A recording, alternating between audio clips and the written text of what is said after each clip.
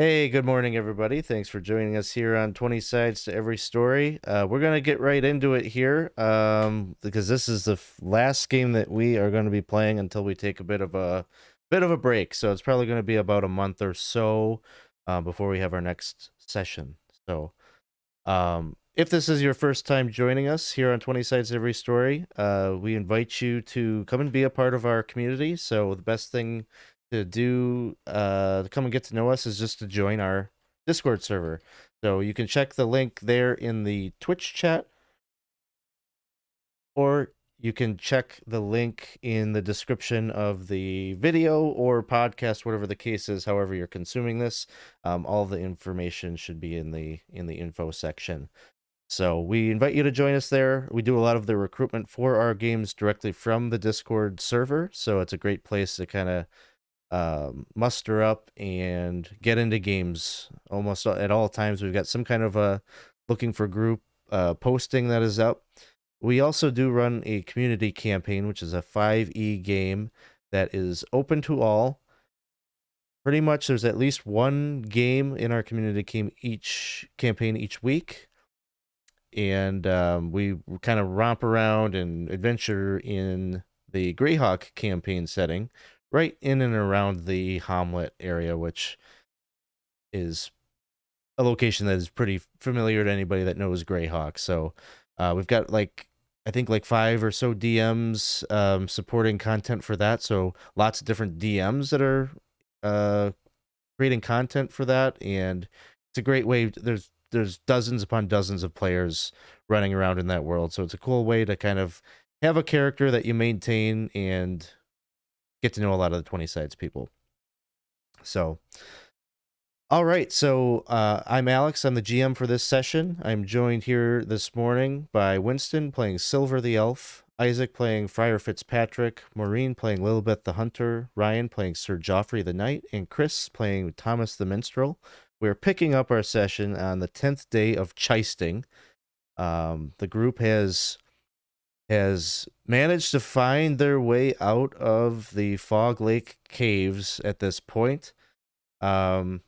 Big question mark whether the rewards of the crystals and such that they have recovered were worth the risks and the loss that they had suffered in the caves, but they are coming out with a cart full of crystals that they will be able to sell.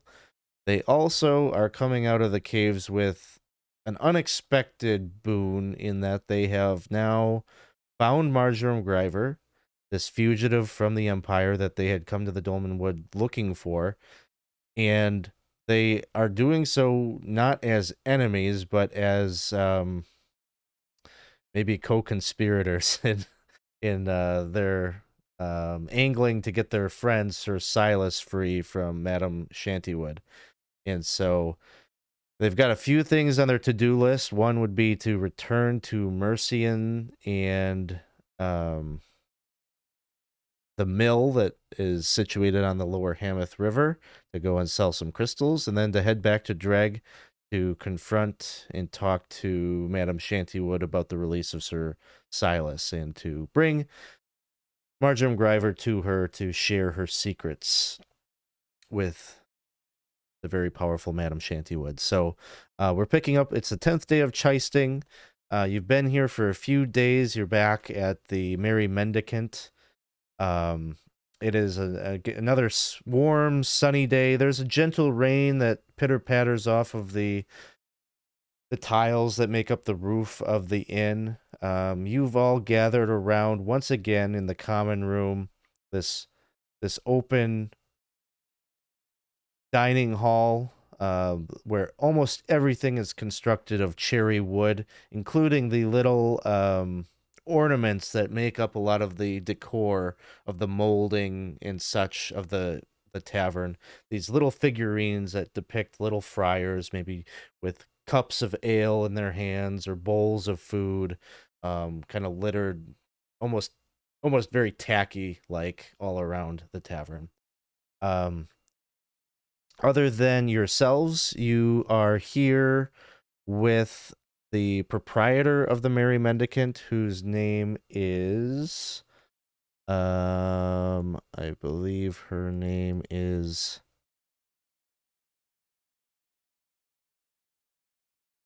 Clement Brancher. So she's here once again, all by herself, no help. She's trying to manage this place all by herself, and she's running around trying to kind of scramble and get breakfast in order for you all.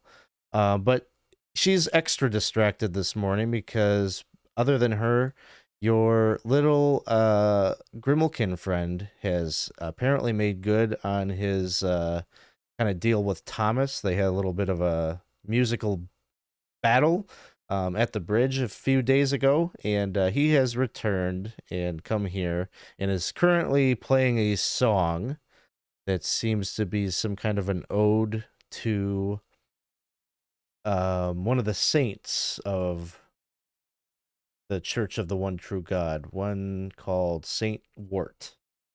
And it is a song, a tale about this man who had been robbed of his earthly possessions, stripped naked, and tied to a yew tree to die.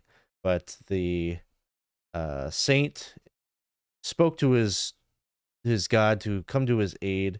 In response, the tree itself is said to have almost come alive and reached down with its branches and broke his bindings and freed him and released him from the tree. And to that day, it is said that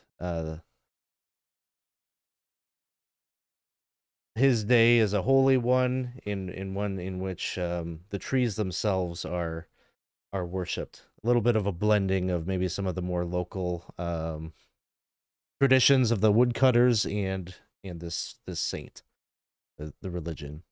So he's strumming along, singing that song. She's tending to your needs this morning as you are all gathered together, talking a bit about what might come next for your adventuring group. You're all healthy, and your wounds staunched. There might be some scarring from the different wounds and such that you suffered, but you're feeling ready to hit the road again should you need to. So I'll turn it over to the party just in case there's a bit of RP and such that you want to do before you head out for the day.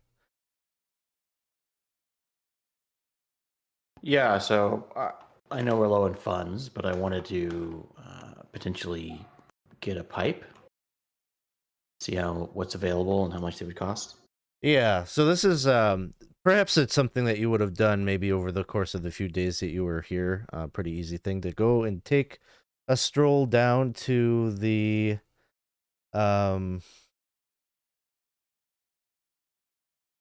what is the smoke shops?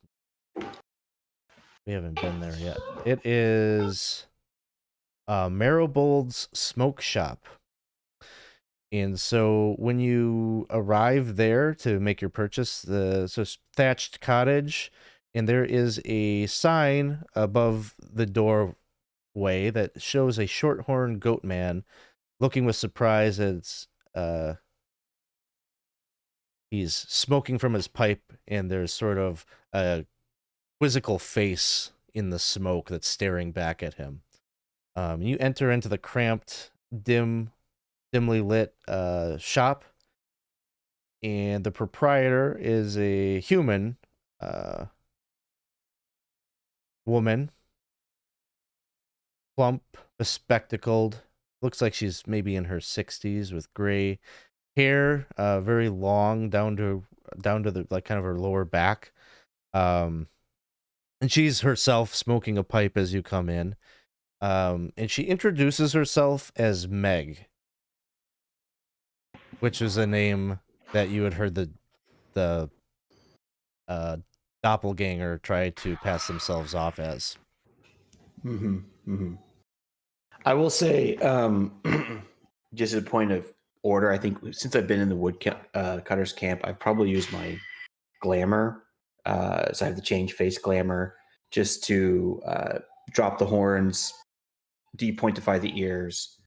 I look like a very tall, handsome man, but not necessarily like overtly calling to attention all the elven features. And so yeah, so Meg was the doppelganger.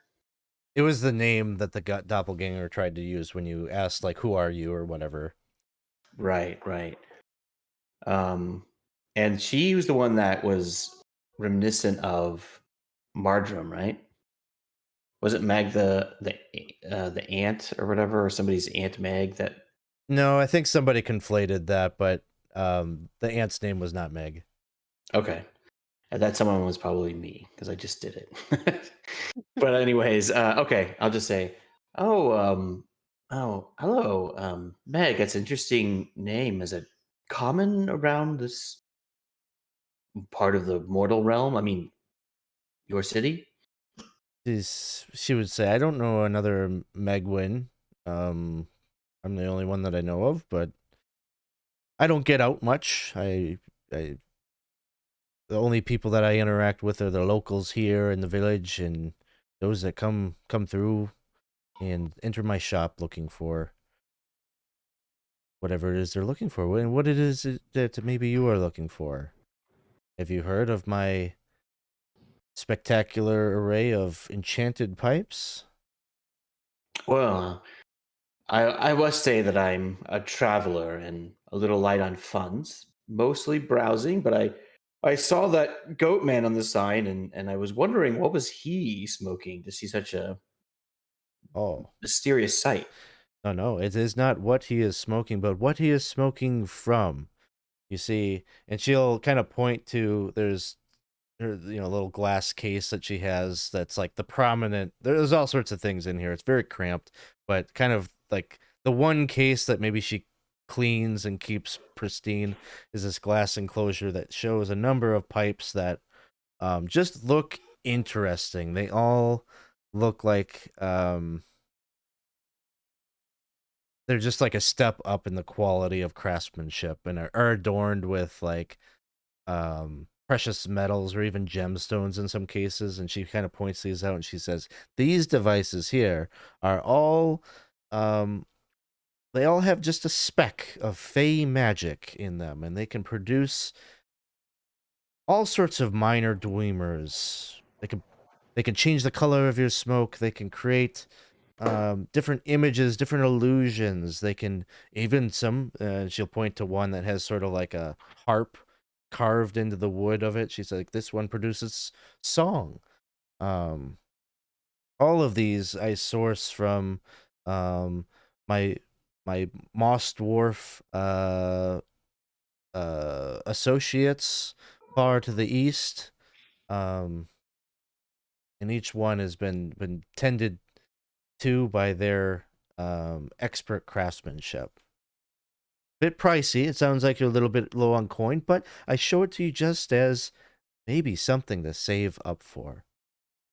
I'll pick up the harp one. Like, how much is this little guy? She tell you that that one costs 100 gold. I'll put it down very carefully. Maybe just a little out of our price range, Silver. I think yes. How much for a corn cob pipe? And she'll show you she's got a clay pipe you could buy for 1 gold. I think if they wouldn't mind everyone, I think that it would be a good traveling companion to have a bit of a pipe. Maybe we could pass it around at the fireplace, the fire camp, a campfire. So I don't know. What do you say?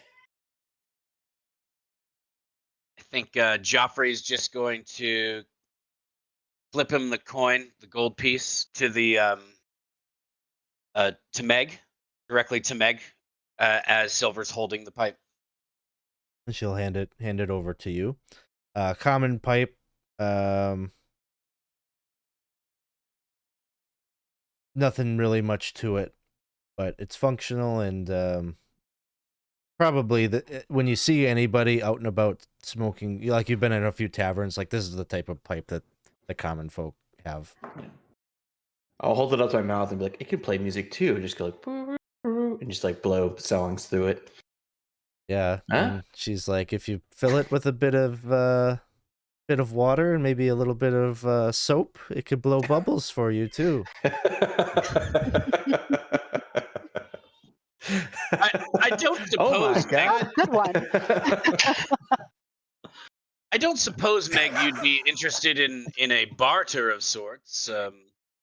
We are, as you point out, not flush with gold right now, but we do have a number of crystals that we've collected from the magic cave. I don't know if you do barter. Can we pause just for 1 second that Alex had bubbles handy? Let's move Yeah. past it. Sorry. I feel like I just had like a psychotic break. Like that happened. Okay. I'm just honoring things that I have to honor. Okay. That's all that is. Keep going. Keep going. Oh, that was all. I was just I didn't know if we could persuade her to barter for crystals for pipes. Since there seems to be a pipe and crystal connection somehow. She would refer you to what was the guy's name? Duncan Mudmerlow. To say I stay away from that dealing. That that is the purview of another in town, and so if you want to buy crystals or sell crystals, you can go see the Lord Polliard's man.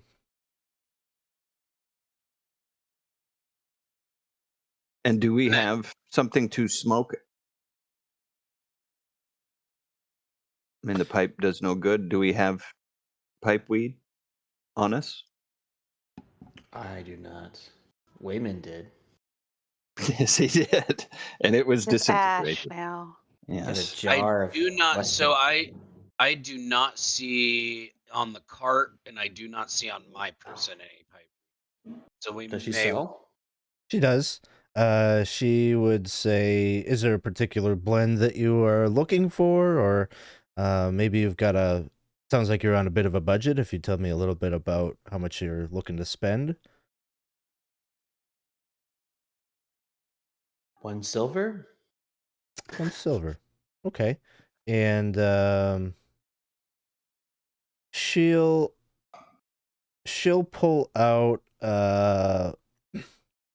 this finely chopped golden brown leaf, and she'll say, this is a common blend. It's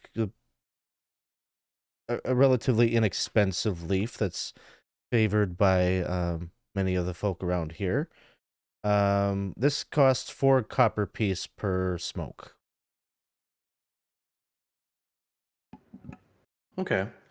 Well, I don't know. What do y'all say? Why don't we drop 2 silver and get 5 smokes?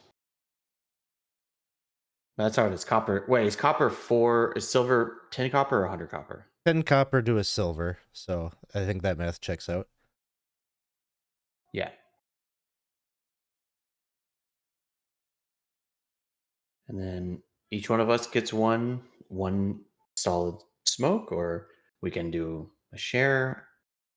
And then when we're rich with our crystal funds, we can buy better tobacco.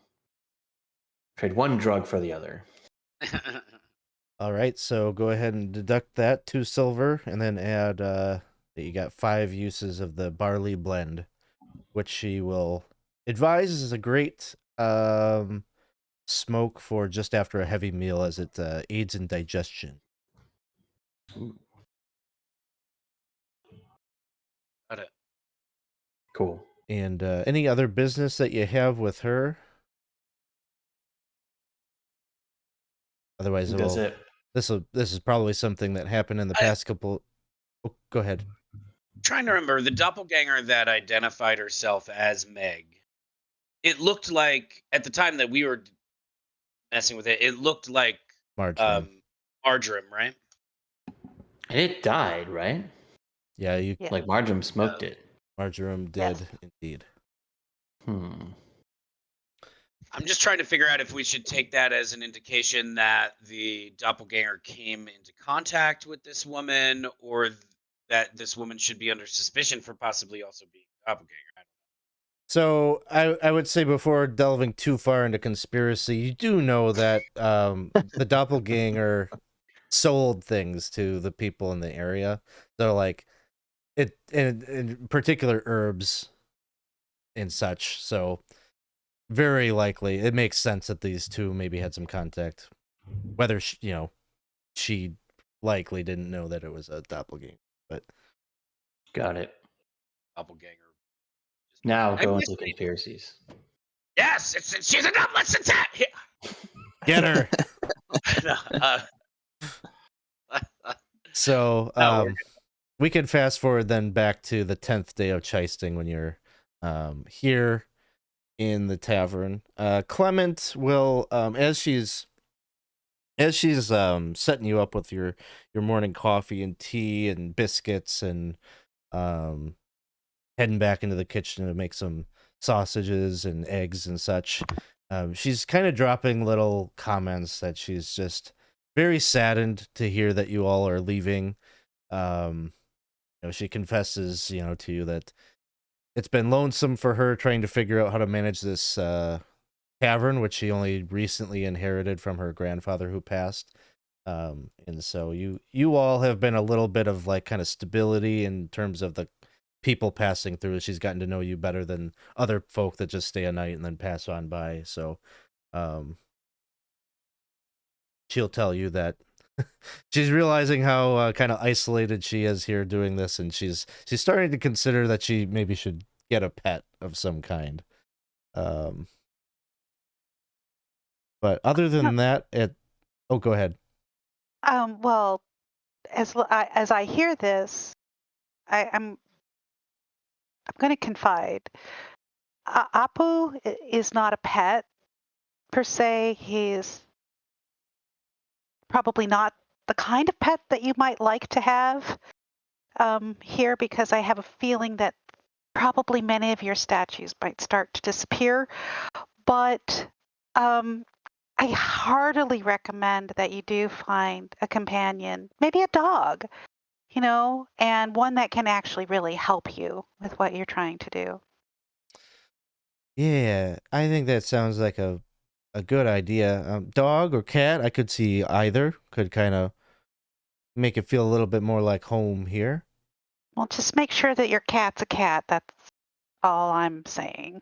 Oh, and she kind of like puts her hand over her mouth as she realizes that Dandy, what was their name? Dandy Bristlewiff is nearby. I hope I didn't offend him. I don't think that Grandma. I mean, I can't imagine him even connecting catness with himself truly, other than as a convenient form of moving around. So I doubt it. I think you're good. And in the midst of all this, at some point in the morning before you head out, you are also visited by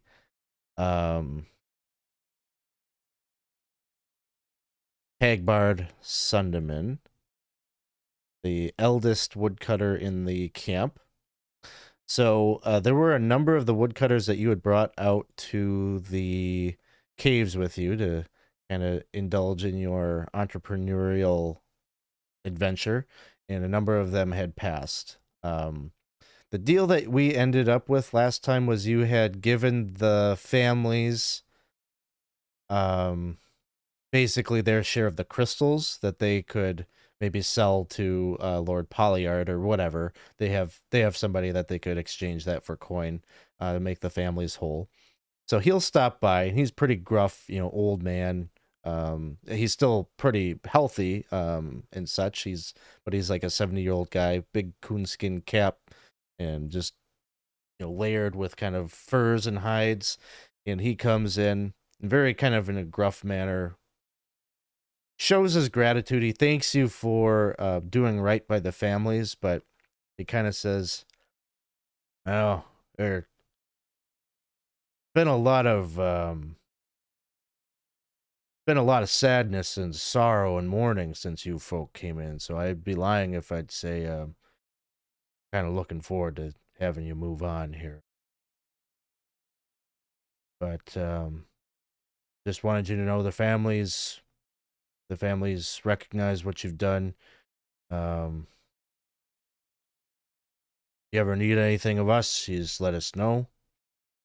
But it sounds like you've got business down in Dreg, so I just wanted to send you off and let you know I wish you the best.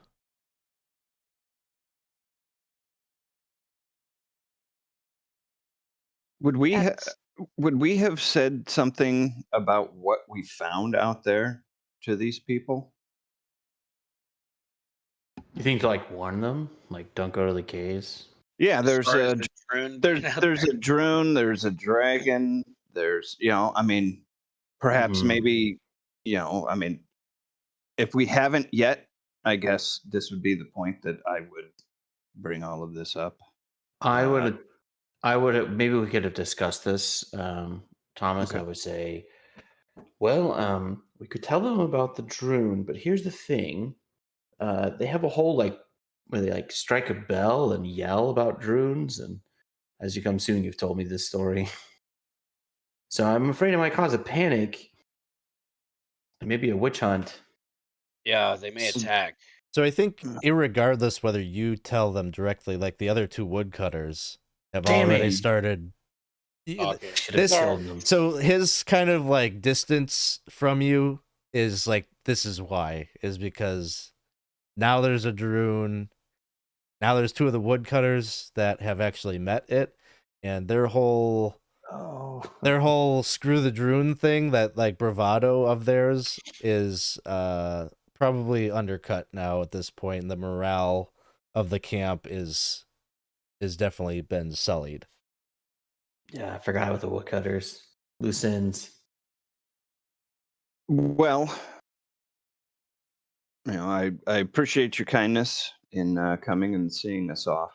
I don't want to speak for the group here, but perhaps at some point upon our return, we may finish what we started out in the caves. So I guess keep your distance until such time as we return, and perhaps we will see an end to the threat or the potential threat. Well, if that day ever comes, you have a place to rest. You stay in our place, in our accommodations here in the inn or in the Woodcutters Lodge, but I don't think any of our young men will likely be going with you. Understandable. If we do come back, I think we would be better prepared. We didn't know what to expect. And frankly, everything we were told really didn't match up with what we found. So you always need to know the ground you're walking on, especially if you know that there's a predator who's watching you too. So I would keep my friar very happy and close to hand. And maybe the bell ringing ceremony can continue, because I don't think you're going to just back away. Doesn't seem like your forebears did. But maybe don't go looking for the Droon just yet.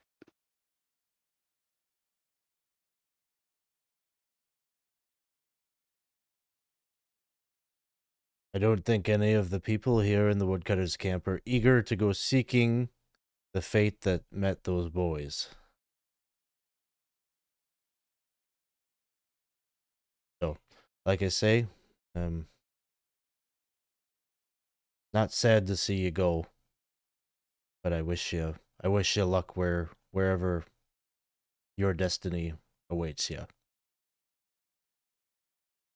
I've taken the liberty to get the barge settled with your cart and your horse.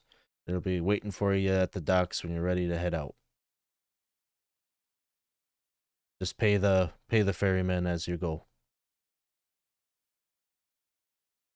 Thank you, Hagbard.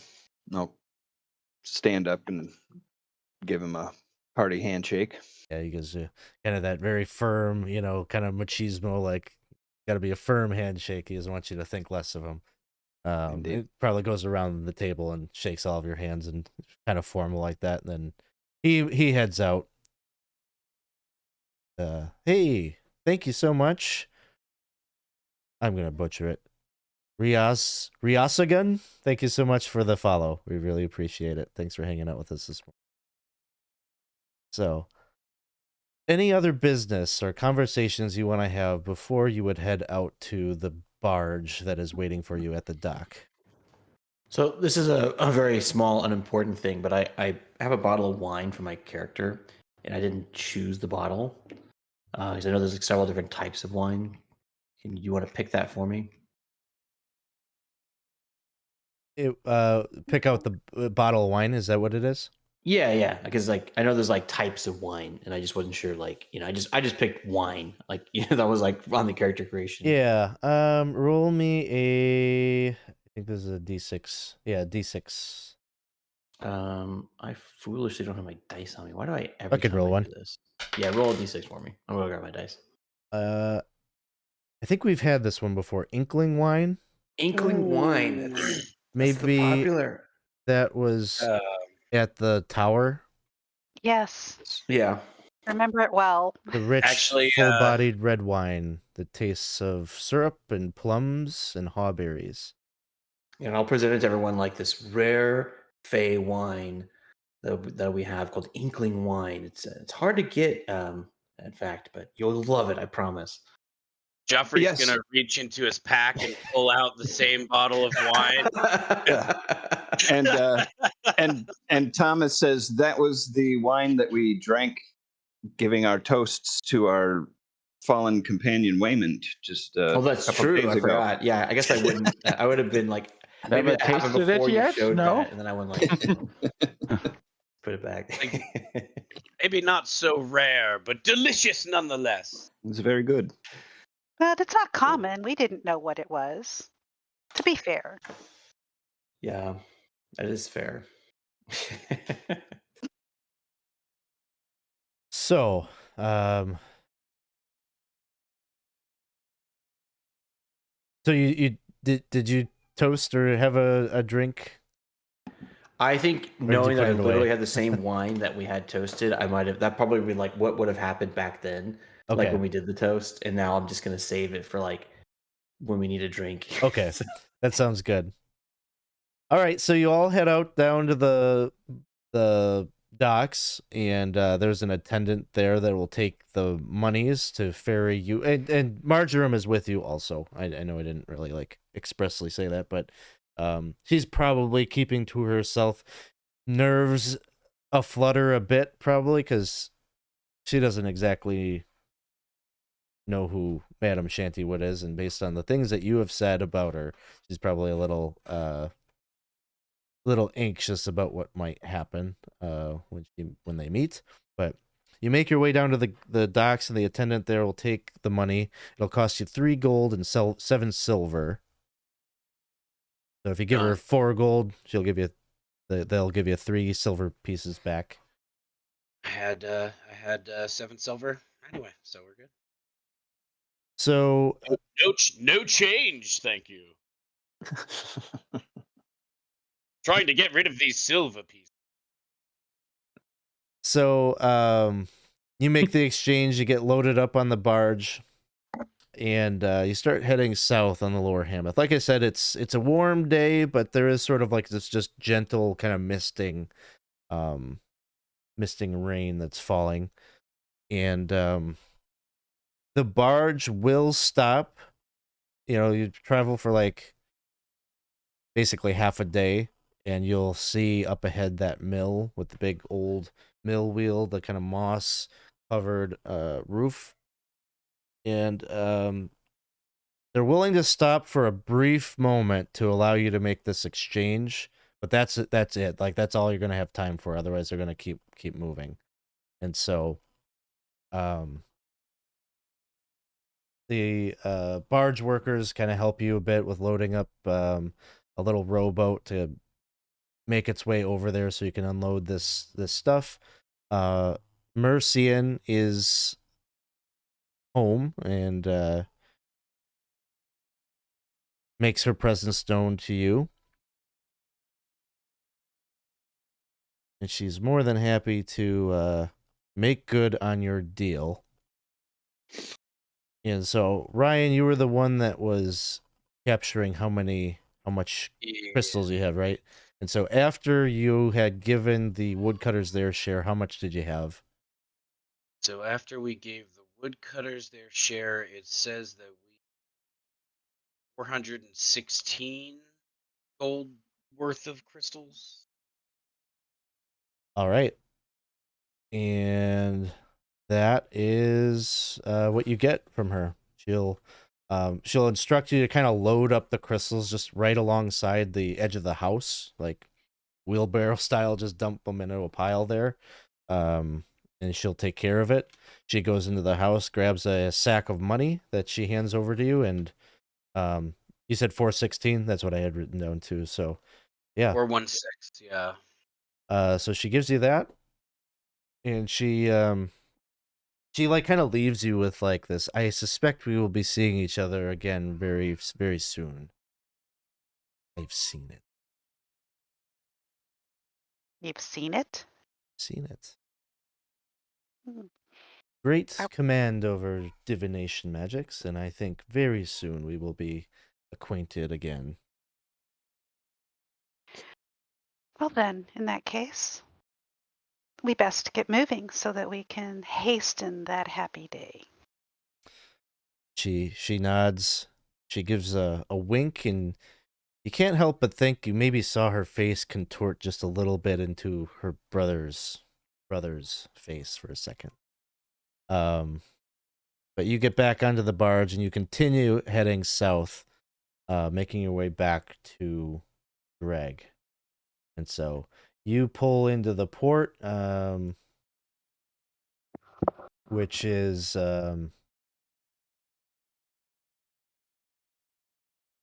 bustling with little dock workers and such that are attending to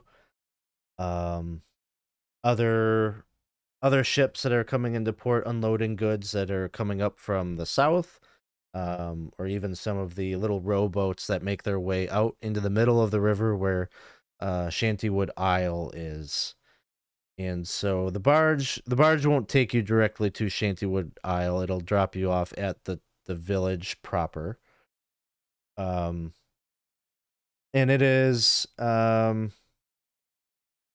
it's basically evening-ish time. We'll say it's like about like 5 p.m. as you're strolling in.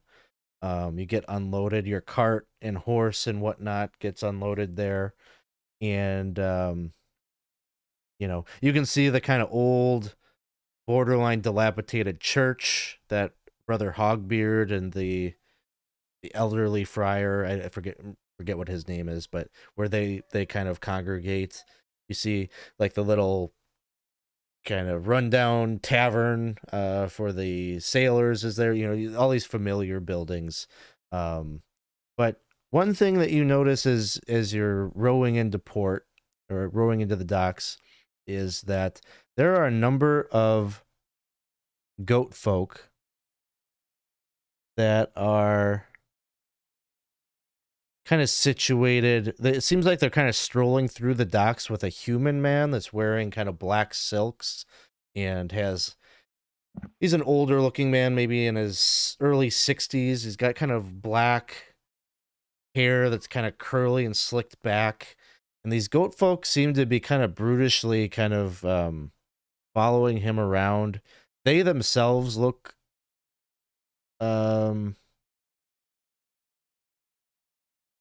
maybe important just based on they're wearing like breastplates, and they have like little insignias that they're wearing that must belong to some kind of a noble house. Let's see. Do I have a image I was going to pop up of these guys? I thought. And the last time we were in town, there were no goat folk, correct? I think these are the first goat folk that Yeah. maybe you were seeing. Okay. I believe it is. But I do believe that we had heard that, right? Isn't the like lord of the land or whatever of this area weren't they goat folk, or there was some connection to the goat folk? Yeah. Malbleet, I think, right? The name Malbleet, Yep. Yes. Lord Malbleet. So yes, that is all true. And the goat folk, they seem to be following this man around, and they're kind of peppering him with questions, and they're like, you kind of overhear a bit of it, like, how could you allow this to happen? Are there shadowy creatures lurking in the docks here? Burkmaster? What are you allowing to enter into our domain? And he's just like sweating bullets. He's like, I assure you, there's no further trouble. This is all the result of, and he's like looking and he's seeing like you guys pull into port, and he's like, oh no. And like he's kind of like, shoo, go back. There's been nothing but trouble since you arrived. And the goat folk are just kind of like, they crane their necks over and looking your direction, and just kind of a curious eye as to who you might be.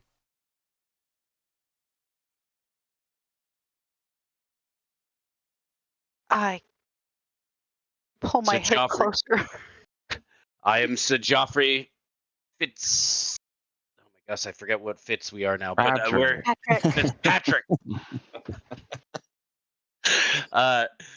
And this is my brother, the good Friar. These are our companions. And yes, we have been here before. I do not think we brought anything ill with us, but we did dispatch with some evil that we found in this town.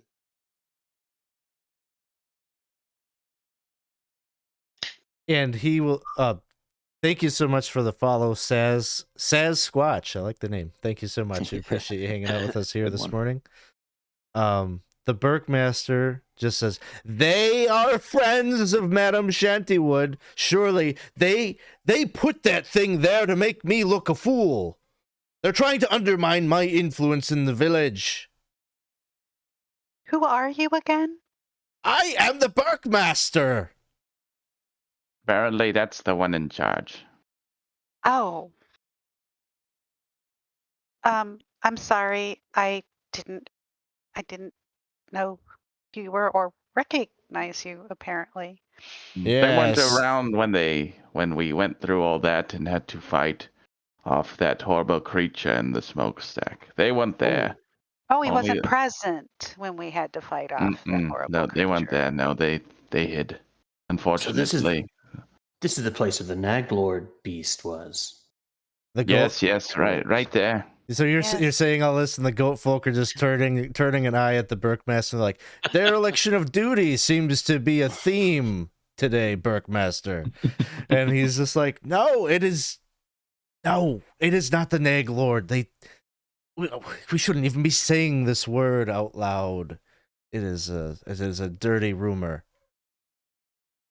We're not really sure what an Aglord is either, but this certainly did have a big horn and seemed to meet some of the legendary characteristics. Well, we will certainly make note of that. Alex, I know that. I'm sorry. I know that you had described like what would happen in the future, as far as like the demeanor of the town. Are we seeing that like now that we've come onto the dock at all? As far as that demeanor changing, like has it improved since the root Or out the evil? less sickly and whatnot. Yeah, there's still like quite a bit of smoke. It would seem that the smokehouse is still operating as it did for its Mhm. intended purpose. But yeah, there's like, for example, you don't see Brother Hogbeard anywhere like being belligerent and preaching very aggressively or anything like that. The dock workers that you see, for the most part, are humming little songs and singing little shanties as they do their work. There's a bit of a different, subtle feel to the town, aside from the misery that is befalling the Burkmaster currently. But everybody else is having a good time. And thank you, Planet Buster, for the subscription. 9 months with us. Thank you so much for subscribing to 20 sites. Appreciate that. Nice. Huzzah. So, yeah, so I guess we kind of, I mean, do we care about this situation? I mean, he cares, and he's gonna go and hand some coin to like one of the fairies, and he's gonna say, "Your business is with her. You get out of here, and you go meet with your master." Yeah. That's kind of what I was thinking, is like, good luck, Burkmaster.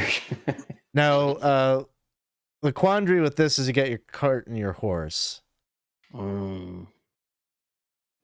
and you feel like, if you leave it right here on the docks, it's not going to be there when you get back.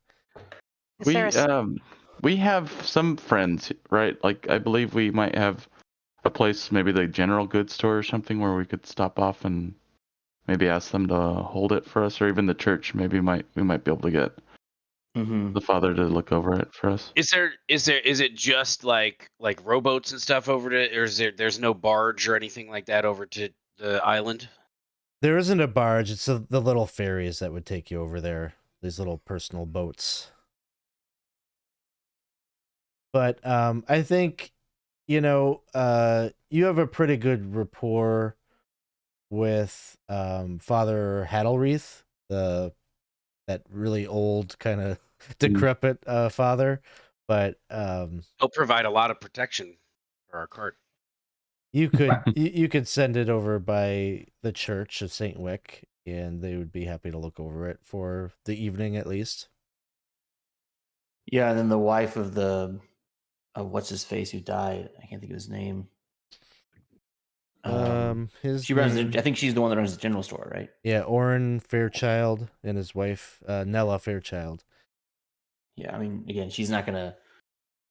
I'm not imagining like we're gonna give the priest in her like a sword and like defend it, but like just maybe we could like park it there, like park it at the church, and I don't, Yeah. I don't think anybody would mess around with the church. To risk eternal damnation. Sure, that sounds And good.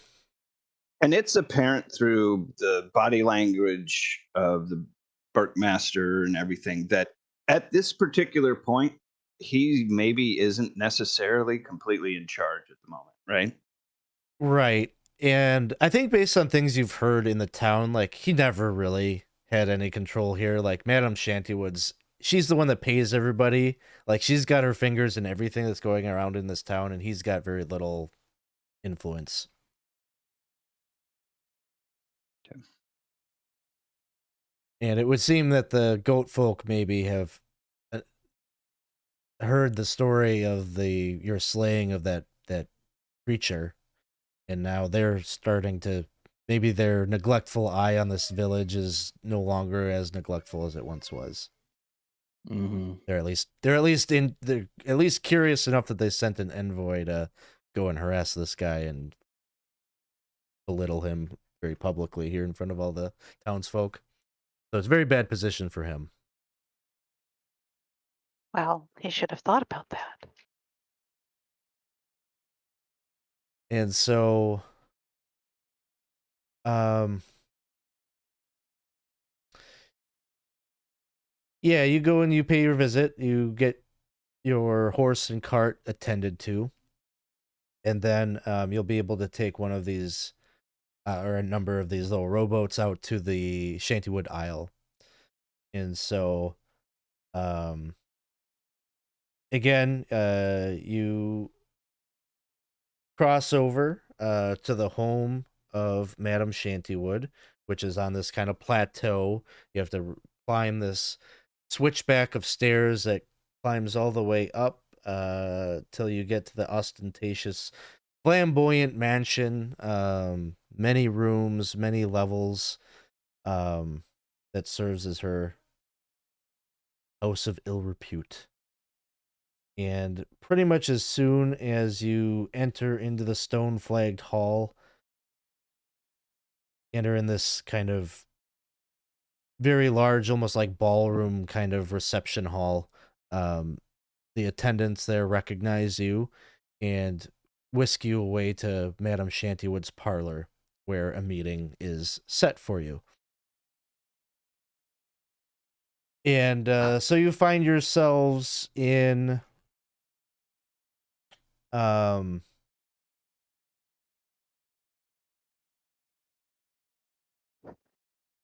oak paneled room. It's decorated with there's like a large portrait of Lady Shantywood and 3 other younger looking women who all bear a resemblance to her, which kind of line one wall of this parlor. There's a big stone hearth that is currently has like a very faint, very dim, low fire in it. Plush chairs and couches surrounding a low table, upon which are decanters of wine and glasses that are laid out. Candles from a chandelier above it all warm the room with an ample light.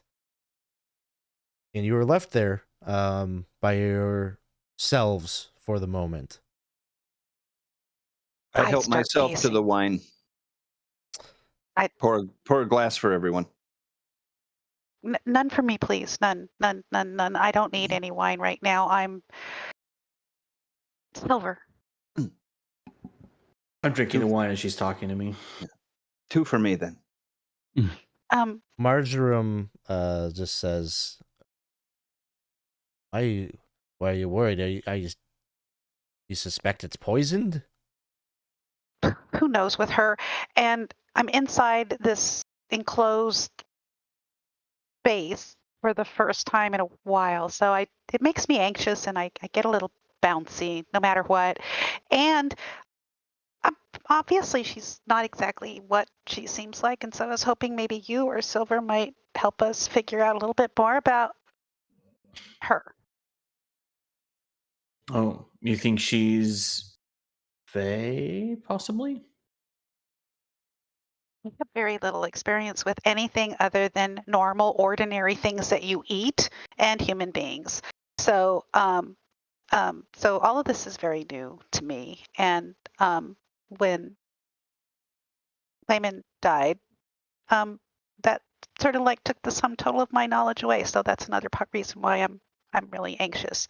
So I'm hoping that you might be able to keep an eye out and give us an idea of what you're seeing, both of you, please. Sure.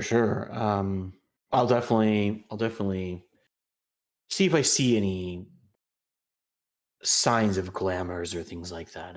I can't necessarily confirm or detect, but I've been on this earth for 170 some odd years, known some Fae. I'll pay attention. Um, And I finish my glass.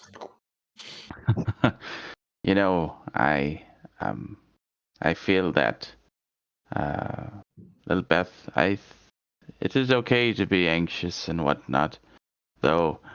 Understand that we hold the leverage here, right? We have the information, and we are really here to get our friend back. And Marjoram, I'm sure you are very hopeful and excited for maybe to see your husband again after it's been so long, I'm sure. She's like tapping her foot kind of rapidly, and she's snapping her fingers at Thomas to pour her another glass of wine. And she says, "Yes, I'm eager for all of these things, but I'm getting the sense from listening to you all talk that you don't know this woman all that well, and the secret that I carry about the Emperor, it is a dangerous secret. Well, there is no doubt we should all be on our watching out, just as Lillibeth has said. This woman has double-crossed us in the past, has taken our friend captive. There's no question that we should be a little bit on edge, and we should be paying attention to everything that is going on. We are, there is no doubt, in danger, but there is the possibility of great reward to get our friend out of here, to get Marjoram's husband out of the gem. So we just must remain steadfast. We must keep our wits about us, and we must do our best for our friends. Right. Yes, brother. Well spoken. And plus, we have followed through with everything that was asked of us. And she has not met you yet, Silver, and your heritage may be of interest to her as well. So I would double your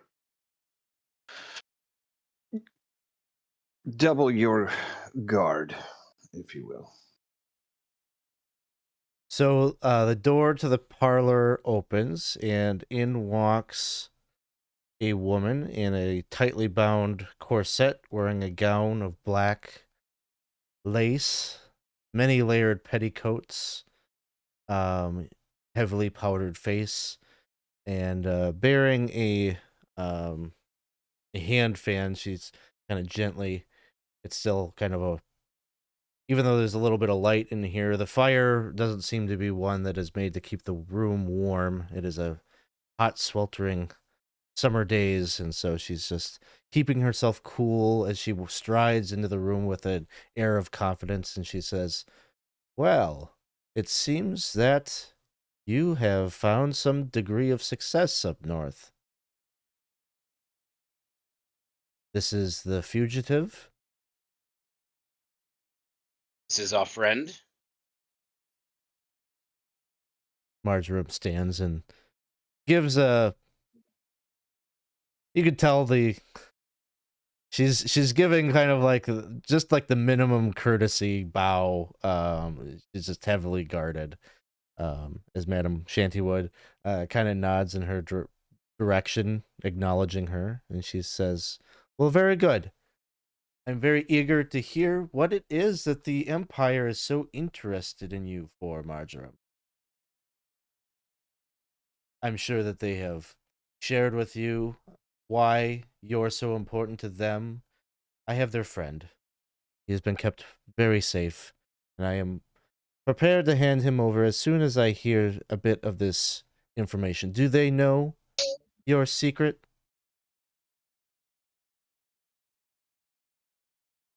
And Marjoram nods in acknowledgement. "Yes, I don't know why, but I trust these five. I've trusted them enough to come up here and speak to the likes of you. You who would hold their friend hostage to get what you want. You're ruthless. There's a bit about that I admire, but I don't trust you." And Madame Shantywood kind of smiles and says, "You'd be probably right in not trusting me, but the stakes are too high in this case for them and for you all.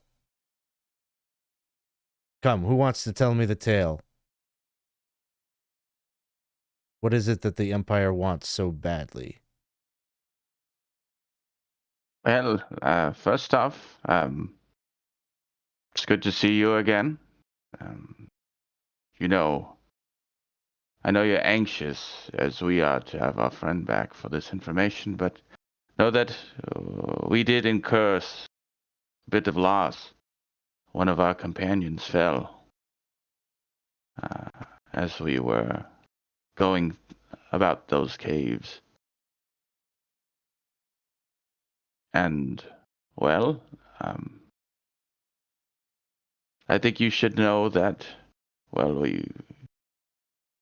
we've done everything you've asked, and this information will be passed to you. But first, we just ask maybe to see Sir Silas again.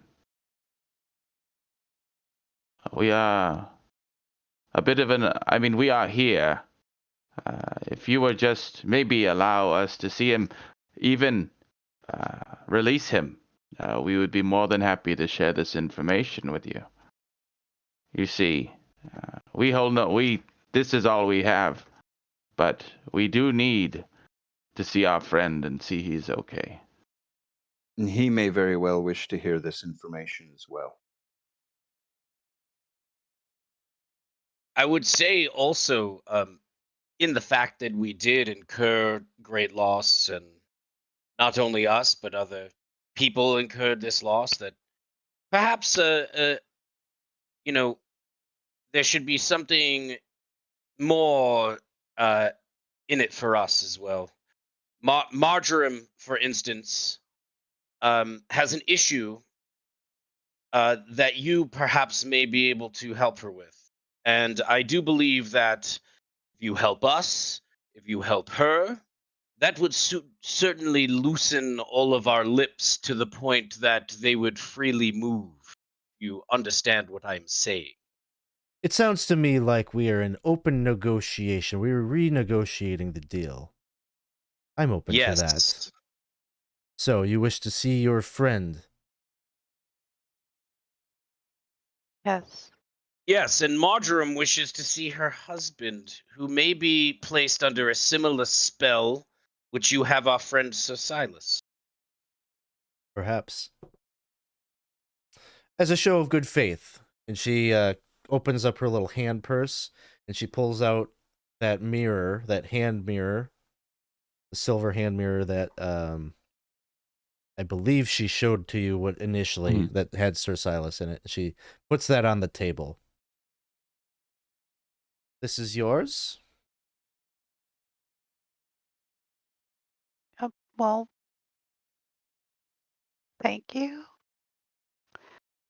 Now, perhaps after you share with me what I wish to know, I will tell you what to do with that. Well, I'm going to hand it over. I'm going to pick it up and hand it over to Silver. Do we see Silas in the mirror? Yeah, I'm holding it up, looking in there. It's a lovely mirror. So, you look into the mirror, and you do. He's saving. I know, that's what I was just thinking. Save versus death. You don't see him, but you see sort of this like kind of shadowy plane. And there's like a big old, very expansive manor house that you see that is kind of the backdrop to the scenery that you're looking at. I guess imagine it's kind of, it's almost like there's very little color. Like it's almost monochrome kind of feel, where it's just blacks and grays and maybe little traces of grays and whites that contrast the scene. But it just looks like kind of a dour, kind of miserable landscape. Yeah, but you don't see, you saw this the first time you looked into the mirror, but like Sir Silas was like in the kind of little garden out front in front of the house, but he's not there currently. I'll say I honestly don't know what to make of this. Is this maybe and I'll ask her directly because I don't know the situation as the character that well. So I'll just say, are you meaning to imply he's trapped within this mirror in some kind of a realm, or is this showing us a location? This is a place. It is not a location anywhere here in Dolmenwood. but it is a place that exists an arcane pocket dimension tied to this object. I believe it may be similar to what little you've told me about Marjoram's husband, that he may be trapped in a very similar type of device. And it may just be that I have some way of opening the way forward into this location. And if we were to shatter the mirror? I couldn't honestly tell you what might happen. Okay. We'll put it back down on the table.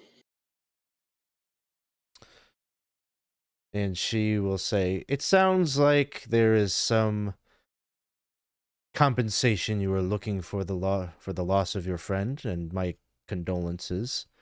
I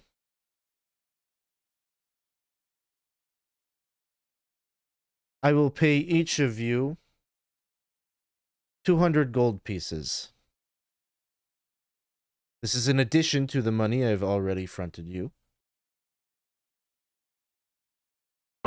And you will give Marjoram assistance as much as you can to free her husband? If this information, if I deem it important enough, I will of course want to keep you around, Marjoram. And I have many ways to keep you safe. You will be under my custodianship. I will not allow any harm to befall you. Empire may have a long reach, but I have my methods. I have my ways. And those ways wouldn't include, like, trapping her in a magical mirror. Well, no. I need to be able to consult with one who is so deep in the highest levels of advisory to the Emperor.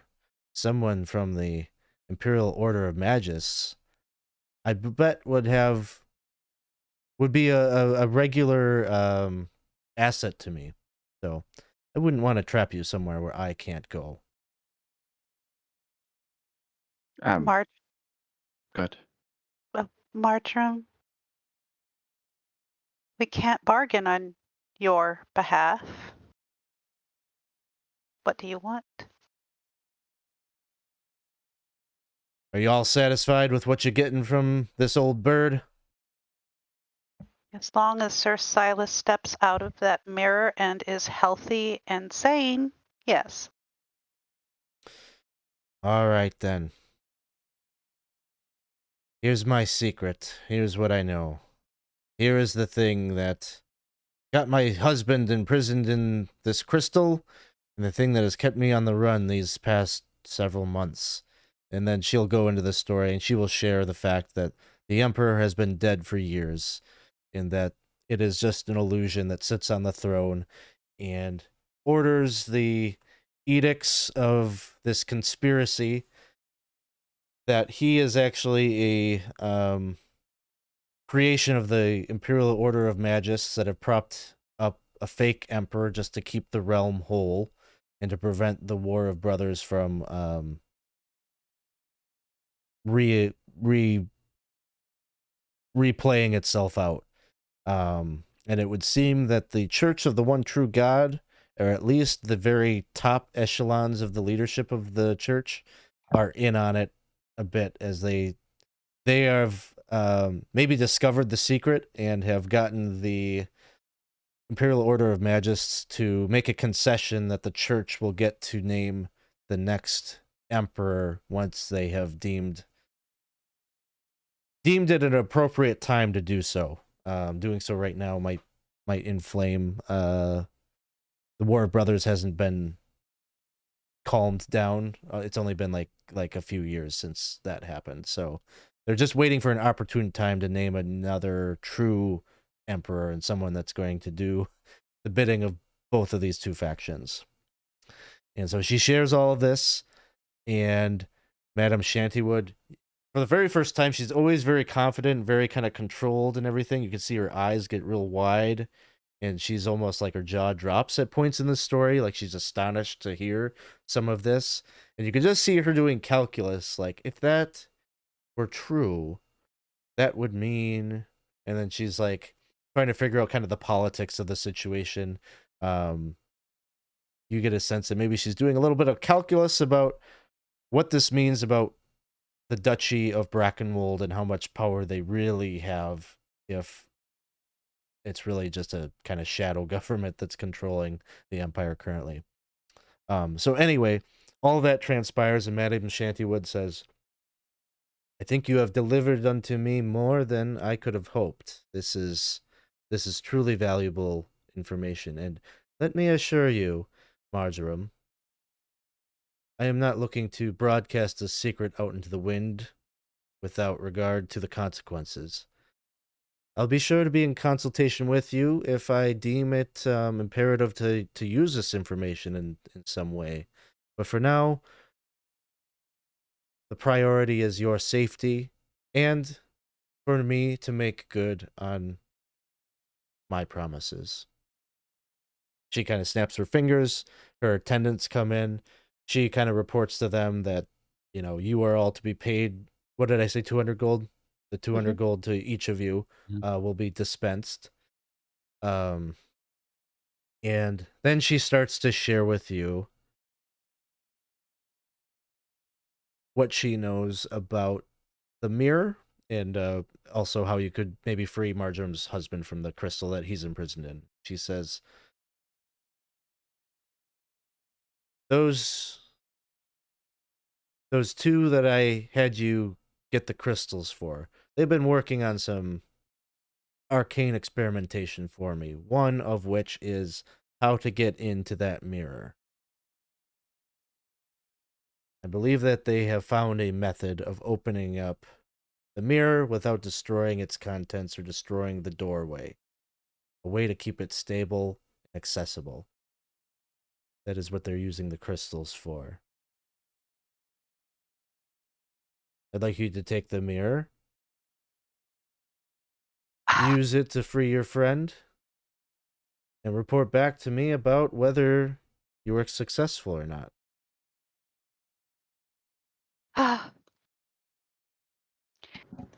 So I have just a question here, and humor me on this. So you are saying that you do not know or have the mechanism to free their friend from the mirror, but aren't you the one who put him in it? Putting one in a mirror is not the same as taking them out. So, in theory, this object would have been just a way to trap forever. And what you're saying is, but there may be a way to reverse it. Could be. It has been used to keep people, what you say, imprisoned.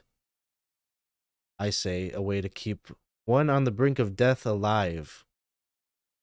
Hmm. It was on the brink of death.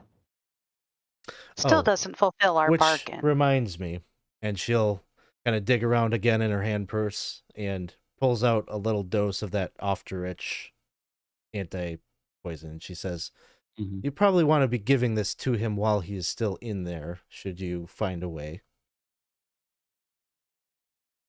So we know how to open it. I have the utmost confidence in Mercian and her brother.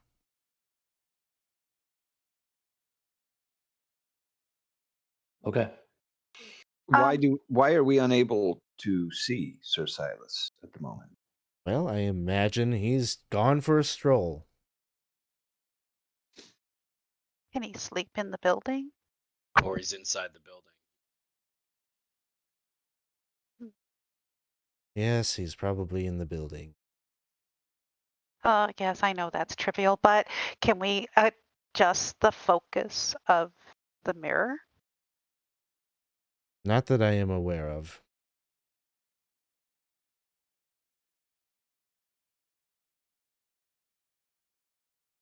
Okay. Now, there is another matter that needs to be discussed. You all have been so willing to come into my service and bring Marjoram here. Can we say the same about him? Silver? Sir Silas?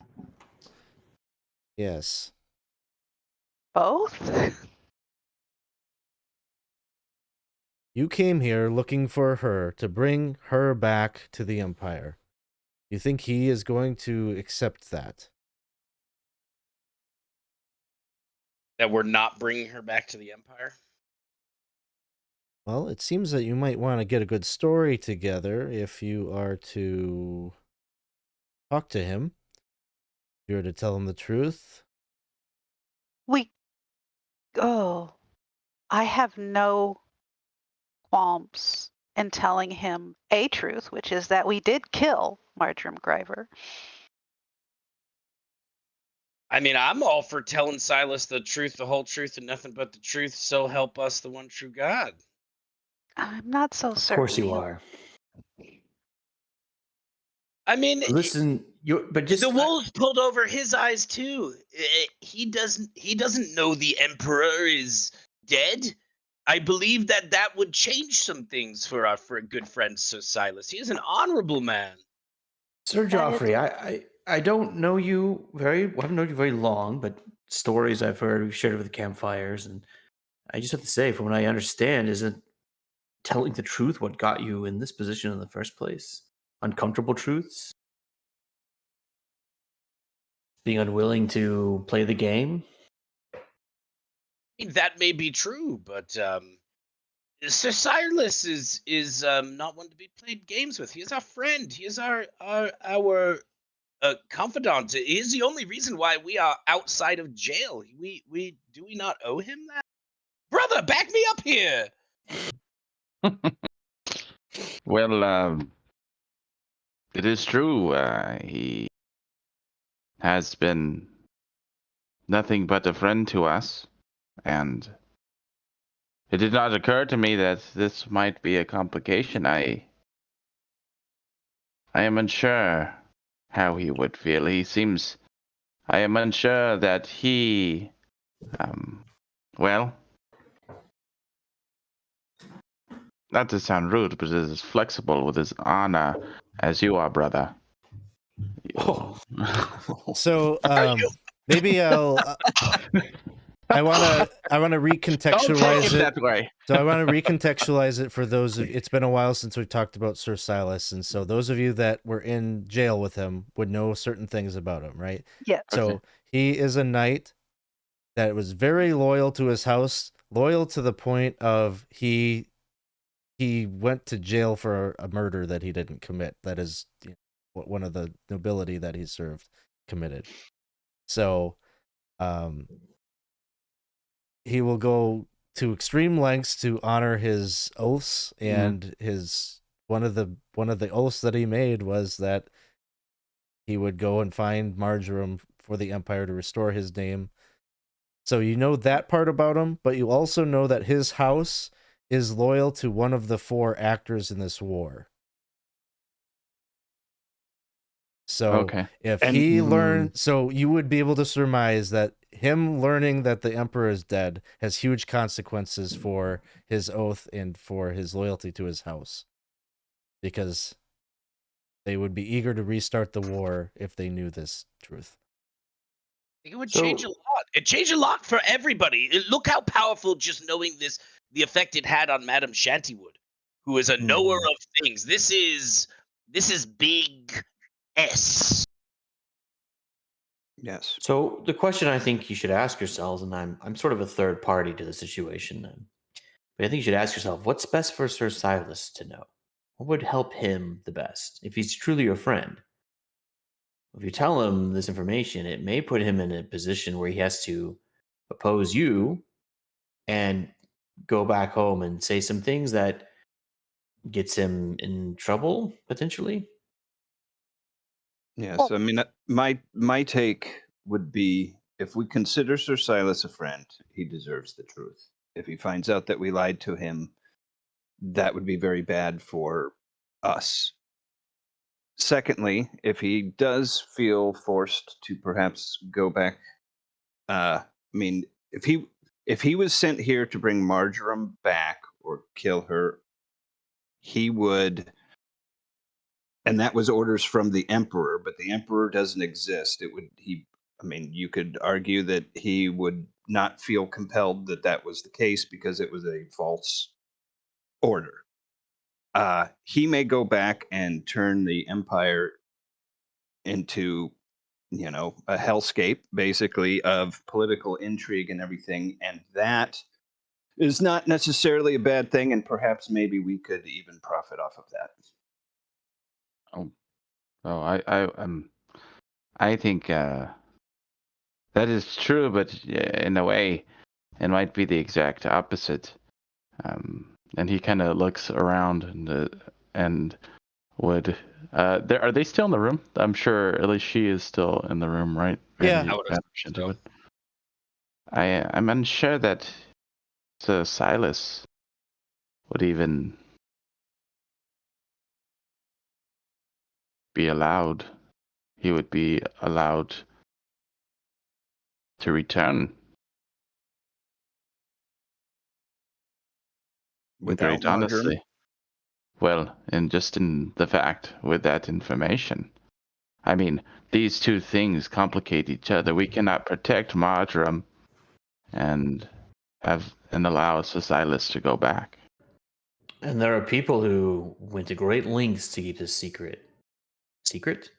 Sir Silas, if he's not equipped politically to navigate, that might be his end. He was in jail. He was in jail, true, but Marjoram's husband was trapped away, and Marjoram was hunted for what she knows via her husband. And again, I don't know how your courtly intrigue works compared to the fairy, but I know that if I were one of those people and Sir Silas returned all in a huff, wanting to talk to people, I would very quickly find him and find out what he wants to talk about.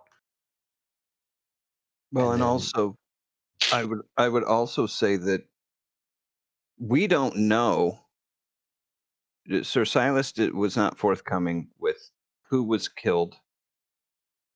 Who killed some? The person who did Oh the my killing. god!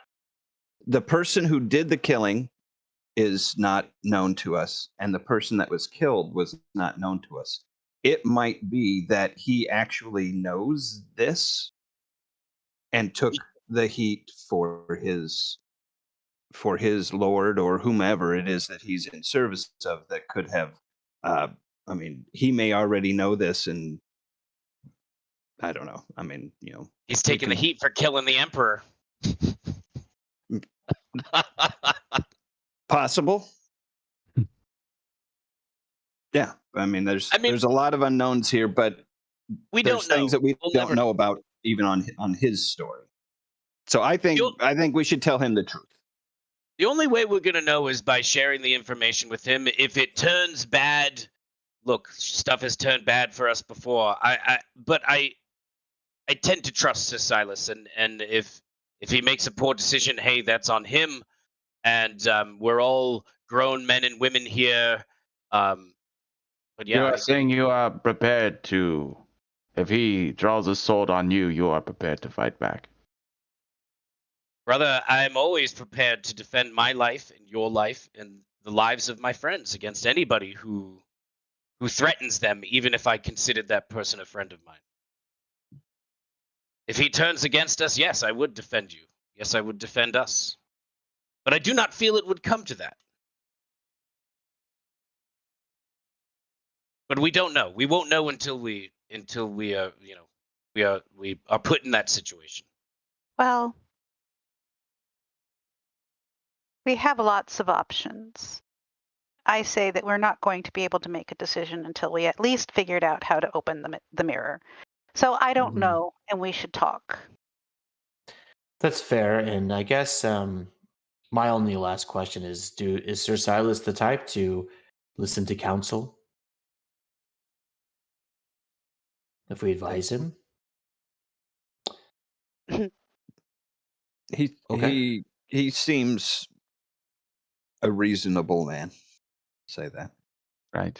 I mean, it So, is, to be honest, he was our leader. He did listen, but we leaned heavily on him when we first arrived here. We He's understood. trusted his good. judgment. He's a good man. So I don't know if he'll listen to us. Don't That get me implies wrong. some things. It would be lovely to see the church in disarray, especially for what they have done and how they pick and pull coin from the less fortunate. But I do not know. I'm on the fence of I do not know how to proceed. Things seem to be so much greater than the lot of us here. Well, I think Lillibeth had the right of it. We don't have to decide this exact second. Let's figure out even if we can retrieve Silas, Mm. or if and if that's possible, then we can decide if it's better to even retrieve him at all. But Yes. Understand though, will be difficult. I feel that we should at least have some idea of what to do in these cases, because if we are there, it would be things in the moment happen a bit quicker. So what I'm saying true. is at least we have a plan. And I would like to state again that if the truth is known and it leads to political disarray, having the knowledge, those who have the knowledge can profit. Madame All Shantywood would be yes. like nodding the entire time that Thomas is talking. And What's this phrase? Chaos is a ladder. Mm-hmm. Madame Shantywood would say, I will leave it to this is your choice to make in your professional judgment to handle your friend, but if you can maneuver a way that this secret that we all share now remains a secret to be deployed and not common knowledge, come back and see me in the future. I may have further work for you. As I have said, I have found you all to be very capable, clearly, and I have many, many tasks that need doing throughout the Dolmenwood. And indeed, with this information, I believe we can all become very, very wealthy together. And well, this leads me to my final question. And I know that you were a little less forthcoming before in this information, but Madam, why did you need this information? I feel that we are trustworthy. We have a giant secret. I mean, if this was common knowledge, the value of this secret means nothing. Why? Who are you working for? Why are you doing this? Just to make sure I understand what you're asking her, you're asking her why she wanted this secret, like why she Yes, wanted to like, know. Well, and who's she didn't know what the secret was, right? She was right, just right. she was interested in the Empire. Mm-hmm. If this person is really holds some secret that the Empire wants, she would want Mm-hmm. the secret, and she will tell you. I am not nobility, and yet I have possession of my own little piece of the world here. I have dirt on everyone throughout the Dolmenwood, and so nobody touches me. I am untouchable. But I want more, you see. Having these secrets, this is my power. This is my wealth, knowledge. The more of it I have, the more lords and barons I can make do my bidding, make my decisions, even though I held no title. They dance for me. And this secret in particular, I'll be able to make a lot of lords dance and entertain me. And then she looks at you and she says, beyond power and influence, what I really want is revenge. And then she kind of, with a glance, is looking at one of those portraits that's on the wall. The one that maybe looks like the eldest of the three younger Shantywoods. I will say no more of this now. But if you wish to become wealthy and you wish to maybe help me right some wrongs of the past, you come back and see me. And we will, like I said, become very wealthy together.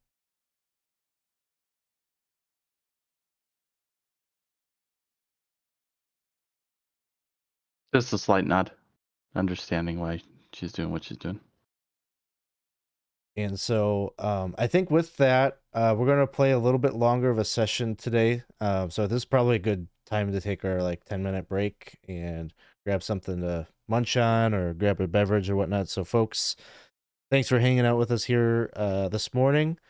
We are playing Dolmenwood, and this is going to be sort of the wrap up, I think, of our first main story arc that we had going into this campaign. So we'll be back in about 10 minutes, and hope you can stick around with us to see how it kind of wraps up here.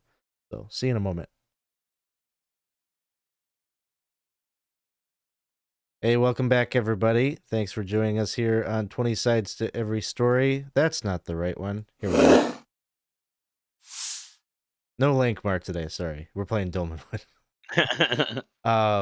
So the party was just sharing with me some of the things that they are doing this evening, but mostly getting some respite and some downtime before heading out in the morning. They're going to head up along the Lower Hamath on foot to go and meet with Mercian and Viridin or Viridin to go and bring the silver mirror that contains Sir Silas. They have been given this by Madame Shantywood. They have fulfilled their end of the bargain by bringing Marjoram Gryver to her and sharing this political secret about the emperor not being a real living person any longer, who is now is just an illusion controlled by the Imperial Order of Magists.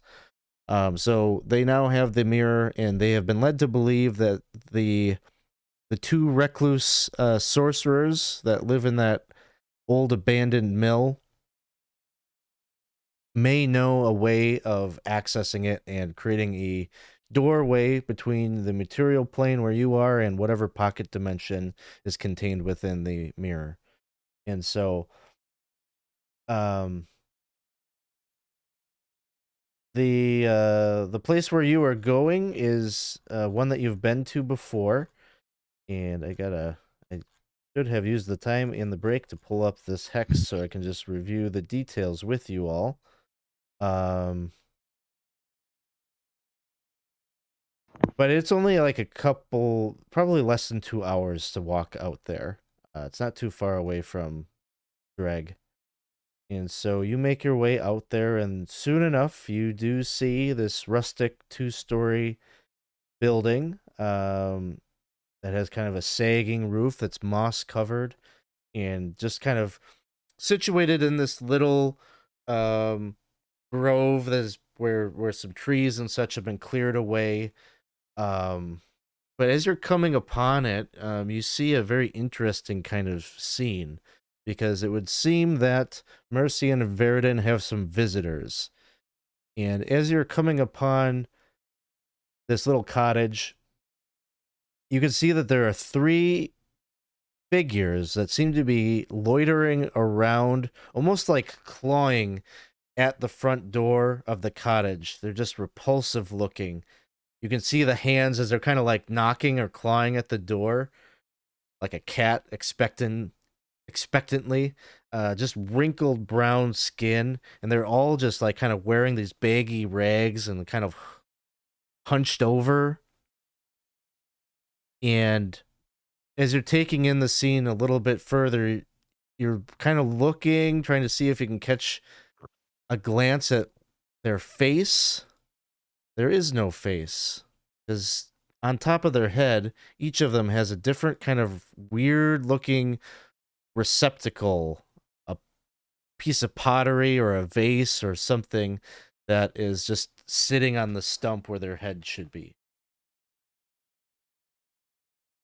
And they're carrying pie? They are not. This is just the image that I have of this creature. Oh, that'd be great, right? But maybe since you say that, we'll just skip to what is about to transpire as you see the shutters of one of the windows like fly open, and you see Mercy in there. She's got a pie in her hand, and she just like chucks it out the window, and these things just go kind of like scrambling out into the woods after it. And then she notices you all, and she says, "Oh, hello. See, I told you I'd be seeing you soon. Quickly now, inside before they come back." Run to the house. Yes. Yeah, run to the house. Uh-huh. And then as soon as you enter in, she like slams the door behind you and like reshutters the windows. And she says, "Oh, it has been a hell of a morning. I tell you what." Mm-hmm. Go on. What manner of creatures were those? Oh, those potheads? They're just nuisances. They like baked goods, I've found. And so that's the best way to deter them. Yes. Yeah.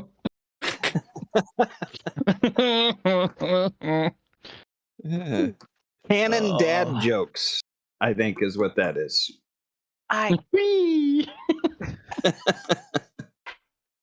Yep. Lovely. So she says, you don't mind them. They're really just more of a nuisance than anything. But if you ever encounter any, just know that about them. Keep a Danish or something in your back pocket. Anything else they'll chase after? Well, not that I know of. Although it is always a little worrisome when you see them kind of lurking about. They're often accompanied by undead. I worry a bit about what that means for us. But good to know. I am sure you are not here to trade words about strange fey creatures. My memory serves the vision I saw. You were coming back because you have need of me. Is that right? Yes. Yes, we are pretty sure you already know why we're here. Sort of. You have something that needs liberating. Crystal mirror, I can't remember. Both, maybe. Probably I don't think so. I think Madame Shantywood would have been insistent that Marjoram can't go with you. Like she wouldn't let her. Oh. Because she's still holding out hope that you're going to find some lie or deception for she doesn't want Marjoram to be anywhere near Sir Silas when Sir you free Silas. him, because she doesn't, her safety would potentially be at risk. Yeah. So, Silver, do you still have the mirror? I hope. And I'm sure Silver would produce that mirror, and Mercian would behold it, and she'll look inside. She'll say, "You got this from Madame Shantywood." Yes. Our friend Sir Silas is inside. And then I think she gave me the bottle of the stuff. And then she said we need to give this to him if we figure out how to open it before he comes out. She's just kind of like looking at you all a little bit in awe. And she says, "She must really trust you if she gave you this." Go on. Interesting. I will say no further. It is her secrets to tell. But your friend is here, and your instruction was for me to open a way into this dimension. We will find it. Yes. If there is a way into the mirror, we will find it. That's what she said. She points at Sir Geoffrey, and maybe Thomas as well. The two of you. Go and, while our pie-eating friends are distracted, go and collect for me a number of the crystals that you deposited outside the other day. And then she will hand the mirror to, like, Lillibeth and Friar and Silver. Mhm. She'll say, take this and bring it down into the cellar. And she'll go and, like, unroll a rug. And underneath the rug, you'll see there's a little wooden trapdoor. She says, go down into the cellar, place the mirror inside the circle that I have inscribed on the floor. Should we step inside it while we No, do no, that? no, or no, sh- no. Just place Okay, it. thank Place it. I'll holler down to you. I gotta go upstairs. Once they bring in the crystals, I have to send the crystals down into the millstones. But you come back up to the first floor after you've set the mirror down. Okay. Okay, yes. And so, the three of you head down into the cellar area where you could see, the millstones are just kind of grinding down there. The water wheel outside is turning, and so you can see also there's like a chute up above the stones where it would seem, an ordinary grist mill. That would be where all of that would come down and get crushed in the millstones. But nearby, all of this turning machinery, you can see that there seems to be, some kind of like arcane marks, kind of in a circle in the center of the cellar, just like inscribed in the dirt floor. Okay. And so you go and place the mirror there. Geoffrey and Thomas, you haul in a number of crystals, and she kind of looks at everything that you have, and she says, okay, this should be enough. You gather together with your friends on the first floor. And then she goes up to the second floor, and you start to hear her call down. She's like, everybody clear of the cellar? Yes. And as soon as you give the confirmation, she says, okay, here we go. And you start to hear, sounds of her kind of rummaging around upstairs. And then you kind of hear in the walls, it sounds like objects kind of dropping down some kind of a chute that's like built into the walls that you can't see. And you're just imagining in your mind's eye, like crystals falling down the grist chute and hitting there's like kind of a grinding sound that you hear in the basement. And after maybe about 30 seconds of this, she comes down from the second floor and she says, okay, let's go down and have ourselves a look, shall we? And as you start to move your way down into the cellar, you can see from the grist or the mill, the millstones are grinding up those crystals, and there's sort of like arcane blue light, like arcs of energy, kind of electrical discharge almost. Or at least that's what it looks like natural lightning that's shooting forth and hitting the mirror and kind of creating what you can see is just sort of this like kind of shadowy fog. It's kind of like this purplish color, just vapor there that just slowly starts to kind of waft forth and opens up almost like an eye. This small little sliver that seems to peek right into that same landscape that you saw of that manor house. And she says, okay, I've never done this with an object like a mirror before, but I think you've got enough leeway to maybe, if you angle it just right, you might be able to slip on in.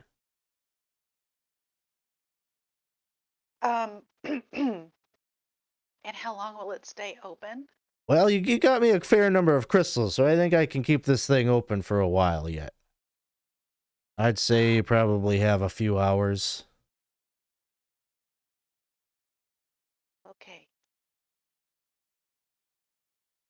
Now Well, we better make it quick then. Yes, we should not take too long, for we might need some of those crystals for our friend. All right, Hey, let's here we go. go. Except for, okay, we'll just go. But first, a prayer. Yes. Lord, the true God, please protect us as we go into this portal to find our friend. May he guide us in our decision making throughout the course of this, as this is a vital and what am I trying to say, brother? It's vital and important, and hopefully we don't muck things up. Amen. Yes. Thank you. Perfect words, my brother. You quite the Amen. oratory. Yes. That was Yes. kind of you to say amen, Silver. Yes, amen. After a little blessing, a little bit of prayer, you all hold your breath as you each step forth through that gateway that takes you to this land of bleakness. You step out from the portal and you stand on a flat plateau. This is probably going to take an incredible length of time to load for you, so I'm just gonna move It's through. like 98%. Yeah. So you're standing on a flat plateau that overlooks a sea of shadow and darkness. If you need like a touch point of kind of what it looks like, it's almost like the Upside Down from Stranger Things. Like it's just like darkness and bleak and foreboding. There's just like little patches of like shadow that just like unfathomably cling to the ground, and even patches of it that seem to cling to this manor that's spread out before you. There's kind of a twilight gloom that illuminates everything, so you're able to see without pulling out a torchlight, at least outside. And you look back behind you from where you came from. You can see the dimensional rift is still there, and it gives you a view of Mercian's dank little cellar, and so you can kind of see the wheel still beyond this little sliver of sight that you have, and the lightning still crackling forth, and it seems like it's still powering the portal. In front of you, there is a cobblestone path that leads up to a pair of double doors that belong to this forlorn and sprawling manor home. It's a 2-story building, and it seems to stretch out impossibly in both directions. Like it just keeps going on and on and on.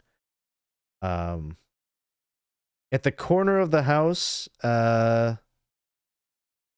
maybe to the west, well, I'm just to your right, your map's left, off in that corner, there's like a spiraling tower.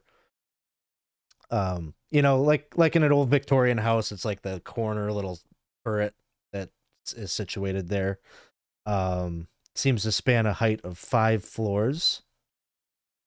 And there is statuary at the entrance here where you stand. One right here and one right here. One of which depicts a manticore, and the other is like this kind of hideous troll-looking creature. But it has like a halfling's head, like a huge halfling's head on a troll's body. And it's like got one hand up, kind of waving at you. The manticore is the same with like the opposite hand up. And then you can see the entrance. There is a couple of withered-looking, gross-looking, decaying trees. And then up at the entrance, there's 3 bodies slumped over here. I'm going to say they're not quite positioned like they are on the map, that they're actually just like leaning up, sitting down kind of on either side of the doorway here. The doors are dark oak, and they're placed within an archway that serves as the entrance. Both have golden handles, and each has a knocker.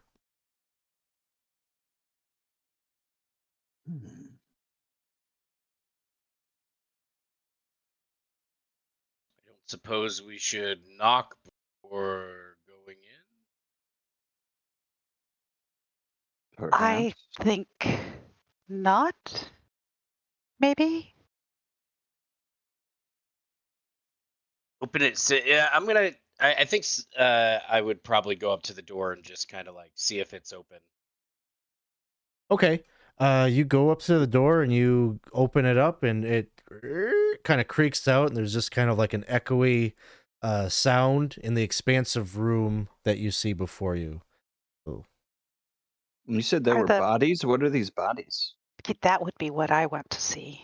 They look like 3 males. Each one is wearing rusty arms and torn leather capes. No weapons upon them.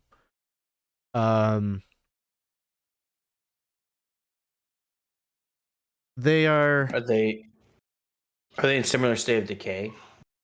they're not really rotten or decayed. They look, stark white, pale, kind of a look of horror transfixed on their faces. So like relatively freshly dead is like what it kind of feels like when you look at them. No, there's no wounds or anything upon their bodies. Are they bodies, or do they look like they have any sort of petrification or effect? They're flesh, but their flesh is cold to the touch. Hmm.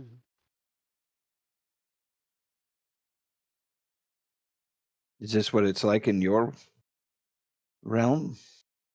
Silver. Oh, the fairy?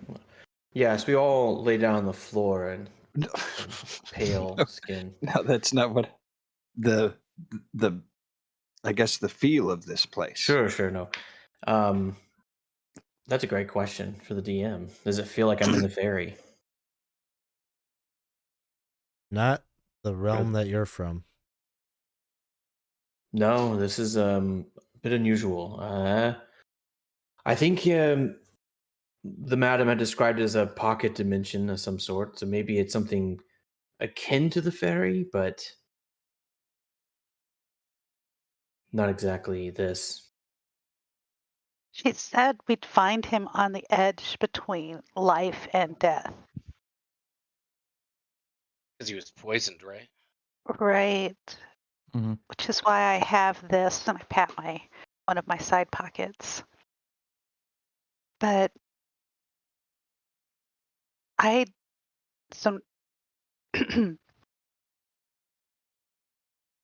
thinking about what I can see, and this really isn't tracking, so not much more than anybody else. So, Sir Geoffrey, you have opened the door. Like, are you opening it wide so that you can see inside? Yeah, I think I'm like, Silas? Hello? As the door creaks open, there's almost like this release. There's almost like a sound of like a wheeze, as if the house itself is releasing this staleness and this trapped air, and it almost has like kind of a ghoulish feel to you. As you open up the doors, you're looking in. High vaulted ceilings supported by 6 thick, sturdy stone columns. There's small holes in the roof above that allow beams of light from that kind of that kind of gloomy purplish light kind of filters into this chamber and creates a little bit of shade, kind of a shady luminescence. And there's just like kind of dust motes that kind of float in that aura. And there are 10 portraits that hang on the walls, each one covered by thin, wispy cobwebs. And all around here, you can see what looks like old, tattered furniture that you just imagine is probably like rat infested. It's just deplorable conditions. Just like the stuffing has been chewed out, little seams in the upholstery have been ripped out.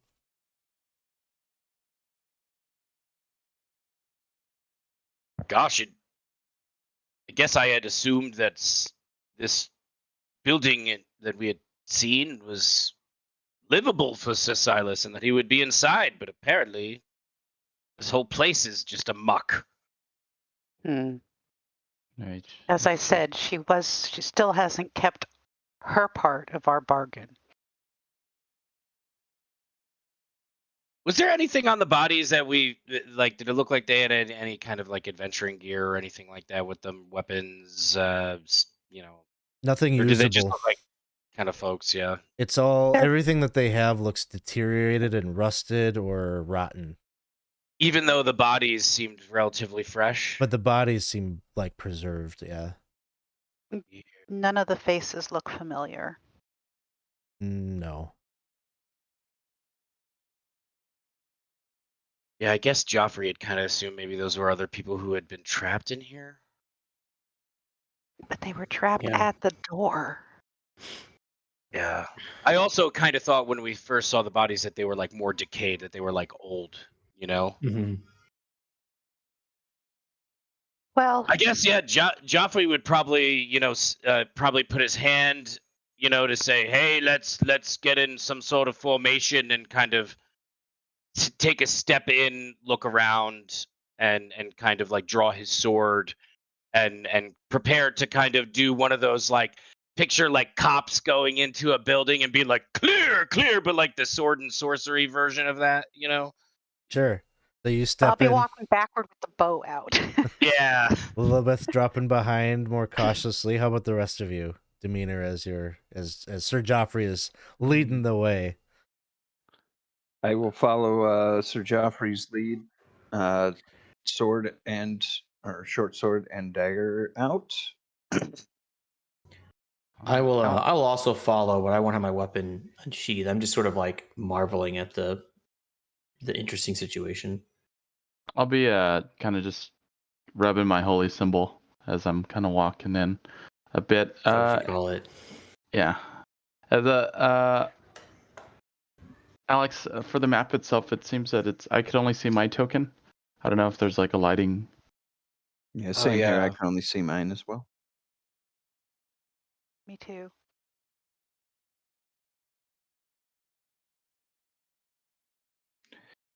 And if I get this straight, when we go in, I mean, we're gonna be hollering out Sir Silas's name, right? I mean, that's kind of. I don't think That's the there's any plan. Yeah. problem. Yeah. With that. We weren't warned that this was going to be dangerous. Right. Yeah. Right. Right. I mean, I feel like we're searching for him, right? Like we haven't seen other than these dead bodies, we haven't really seen the sign of anything. Yeah. I guess that is kind of I don't know. I feel like Joffrey's kind of dumb enough just to like yell Silas and walk in. Yeah, we as players know there's a map, which means there's going to be a problem, but the characters don't know. It's just a house, right? So, Right. Geoffrey and Thomas, you have stepped in. Go ahead and move your tokens into the room. And the rest of you position yourselves as you wish. I don't have control of my token.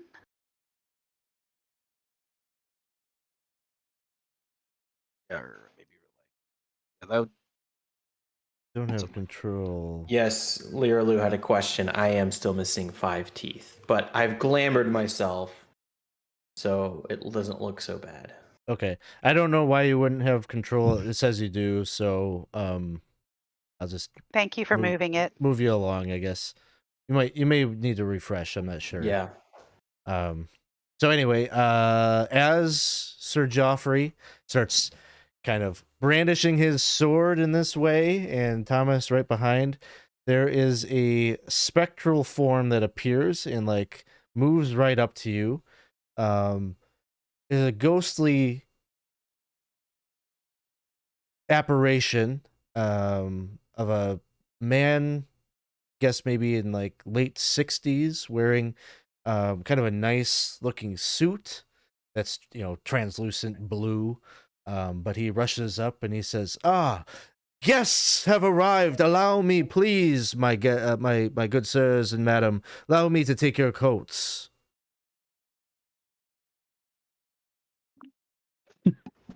I'll pantomime taking my coat off, like Yeah, I don't have a coat, but I was gonna say, like, I'll here you Fair go, enough. and just hold out an invisible coat. He just kind of turns to Thomas and Sir Geoffrey, and he's like, "Is everything all right with your companion?" I'm determined at this point. Well, regardless, welcome. I am sure you have had a harrowing journey getting here. Perhaps a bit of food would be in order. We appreciate the hospitality, but actually we are just here looking for a friend. Sir Silas, are you familiar with him? Have you seen him? Oh, yes. Elderly-looking fellow, strapping lad who had sort of a knightly air about him. Yes. Yes, he himself was feeling a bit peckish, I believe, and he has gone into the dining hall just to the south here, and he points like behind him. I'm sure that I will have my staff be on your beck and call. Anything that you need. Yes, thank you. And the master of the house, is he in? Oh, I am sure that he is around here somewhere. I confess the house has become incredibly large. It is impossible to say where he may be. Okay, no problem. No need to bother him at all. We'll be in and out very quickly. And but what was his name? Nif Nibley.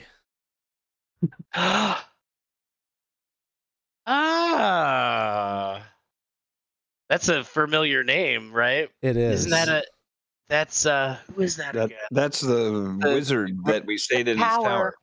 Oh, Mhm.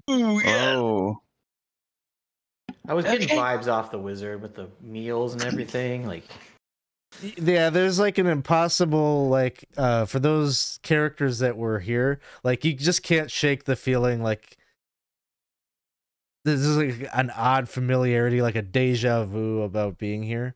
Except for the fact that Nif Nimbley's tower that you were in was, like,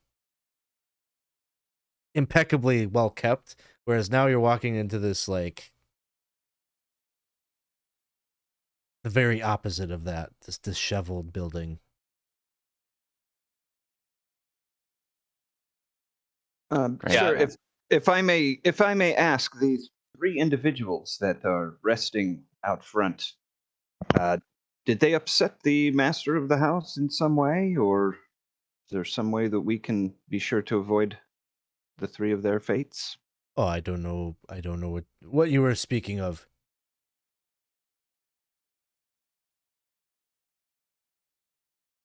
Just so right out in front of, just right outside the door.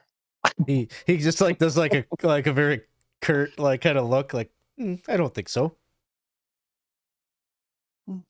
Very well. I would hate to offend. No. You're quite all right. You will be well taken care of while you are here. My master would not have it otherwise. Please allow my staff to get you something.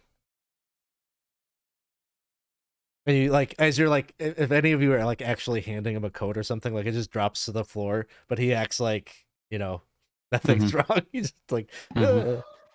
so I'm the one that has the problem. Perhaps being shown to the dining room where our companion is. yes. And he'll kind of float on over here and just kind of points at the door, and both the doors just open up. Please, this way.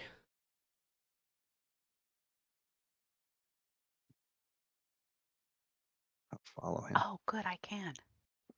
It's working? Okay, good. It's working, yes. So you make your way to the south, and this hall here is I'll say it's lit. There's like an arcane light that fills the hall. This is a spectacle to look upon. Just massive columns, kind of like the entranceway, hold up the ceiling here that is um, like 20 feet high. There are 6 long tables that surround this hall. I'm gonna zoom out here for folks watching. And each one seems laid out with place settings and silver utensils and fine china. And there are 2 large fireplaces that have benches in front of them that glow with a warm light. Just here and here. And from the ceiling, upon chains, are these big, elaborate chandeliers with extinguished candles that hang on long iron chains. And there's even like hardened streams of wax that look frozen mid-air, like just hanging, like blobs of dried wax just clinging to the air here.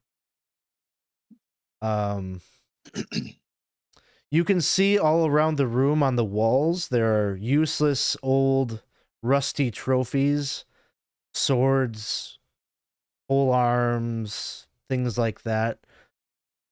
And there are 12 skeletons in the room that, again, very, very familiar. There's a skeleton that kind of comes up to you, does a low bow, and then his staff, like the other, there's like 5 skeletons that like scoot out chairs ready to seat you at this middle table here. It's very familiar, this feeling. And we don't see Sir Silas anywhere, though. You don't see Sir Silas.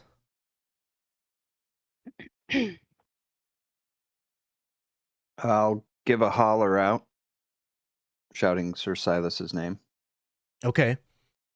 As you do that, just a moment later, this door over here opens up, and you see a very weary and kind of wounded Sir Silas. He's still bearing the wound from that creature that you fought in Dreg. But he kind of hobbles out, and he gives kind of a weary smile, and he says, "Well, all right then. I guess you've managed to make some kind of deal with the madam. It is good to see you, friends. Feels like I've been waiting here an eternity, but my wound has the infection has neither spread nor healed." I think. Go ahead. I was gonna say, I think I can help with that. I'm gonna go over and give him that stuff. Ostrich. This And I is a move- potion that should help. He'll take And I move over to assist him, to let him, to kind of help him move in direction of the table to sit down or something. He'll maybe kind of gesture to this room behind him, which, despite what it might look like on the map, is actually pretty well kept, unlike the other areas that you've been in. There's just like a nice bed there, a couple of plush chairs. He goes and he kind of like plops himself down in this armchair as he takes the tincture and just kind of like leans back and gives sort of like a sigh of relief. Okay. Been sitting here waiting and expecting that I would expire at any moment, but my friends, you, I think, have allowed me yet another day. I thank you. So, can you help us? I'm sorry, I'm Silver. You can call me Silver for short, I suppose. What have you been doing here? This place is decaying, and we found bodies. Is there danger? Should we leave immediately? Well,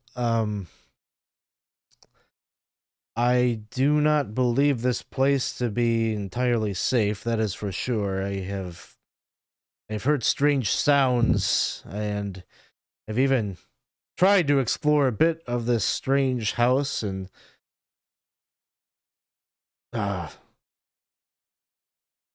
he just sort of like, it was like he's trying to shake out nightmares or horrors that he's seen, and he says, "It would seem that this place is crawling with strange, dare I say, undead creatures.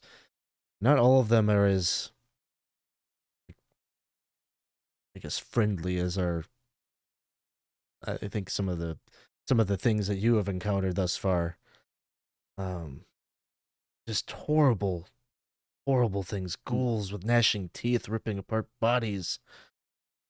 I am eager to get out of here if you know the way out. But I must ask, where is Waymond? I don't see him among you." And yeah, we He share the perished. news of Waymond's fall. You know how we buried him and honored him. I thought you were going to say Women's Folly. There is a bit of grief that you will watch Sir Silas go through in this moments of learning this news. He laments the fact that Waymond survived the battle. Like he was able to get the same kind of assistance from Madame Shantywood to staunch that fatal encounter that y'all had, the same wound that he has, only to go on this journey to kind of take on this errand to save him and then fall in the. So there's like a great bit of reverence that he has for the fact that he kind of sees it as Waymond sort of sacrificed himself or paid a debt to the ferryman, perhaps in his favor, and so he kind of goes through all of that with you here, and he says, "And what of Madame Shantywood? Surely she did not just allow you to. What is it that she wanted?" I pushed Thomas forward a little. She she wished us to bring Marjoram to her, and we did. And then he astonished look. "You actually, in the midst of all this, found Marjoram?" We did, yes. It's very lovely. "This is good news. This means that we can go home. You've done more in this short amount of time that I've been trapped here than I could have hoped. I wish I had been there with you, but I suppose it is time. It is time for us to go and clear our names, friends. This is what we've been Brother, here for." there's something you should know that perhaps perhaps going home may not be an option for us. That it we may be in more danger now than ever before. There are complications. Well, okay. We've been together for some time now, and tell me, what are these complications? What is your counsel? Well, the reason. Oh, do you want to go ahead? I don't know. Geoffrey? Perhaps that. Do you think that should wait for when we are not in danger of ghouls? I mean, there is. I feel like we should. This could be a conversation, and we should get the f out of here. Yes. So perhaps very important conversation, but let's table it and get out of Ghoul Land. That Have you- sounds like a wise idea at this point, don't you I would think? agree. Have you seen any other non-ghoul types here, or are you the only living person in this mansion? I'm the only living person that I have seen. I've seen those skeletons come and go from that door. He'll point to this door kind of to the south of the room. From that door, it would seem that all of the food that they bring in is actually prepared somewhere else. It's not not quite like that tower that we spent those couple of days at. So I haven't seen where they come and go. I haven't been willing to risk that. I have sort of just been sitting here waiting for my end, but in talking with that butler at the front of the house, I'm led to believe that this place keeps growing. What he said, which is an odd thing to say.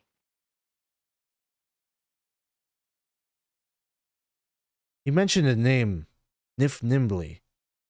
Do you remember that? Yeah, Yes. that's a name associated with that wizard's tower. I don't know what to make of that, but I've been ruminating about that. Could it be it Nif Nimbly is here? Or this is a remnant of something that he made, or... Or, go ahead. The butler seemed to think that he was present somewhere in the inside of here. I, for one, am not in a rush to meet him, as we have partaken in much of his hospitality without having known. I agree. I believe we still have his pipe, yes?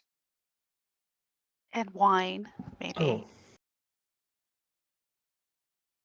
Then why'd I buy this thing? And I pull out the junky clay pipe. The other pipe, was it on Waymond? I don't know. I think it had No, was. maybe it was. Because I I don't definitely have had it on my tobacco. person. Yeah, I don't have it on my person, so it may have been on Waymond. So it's worse than just theft. It was Destruction. destruction of Right. property. Yeah. Unintentional. I mean, he paid the ultimate price. True. I guess fair. Well- fair is fair. Well, friend, it is very good to see you again. I think it's time that we leave this place Yes. so we may talk. Yes, much to discuss, but not in the presence of such danger. I'm And gonna unsheathe my two-handed sword. well, yes, I'm eager to get to the business. I'm eager to learn what could be problematic about our situation, but I agree, this is likely not the place. He will... Does he have weaponry and armor and stuff? He has all of his stuff, yeah. He has all of his Yeah. stuff. He goes to the wall inside this little bedroom, and there is a bejeweled sword that is hanging on the north wall, and he goes and retrieves that, and he says, I believe this sword is merely ornamental, but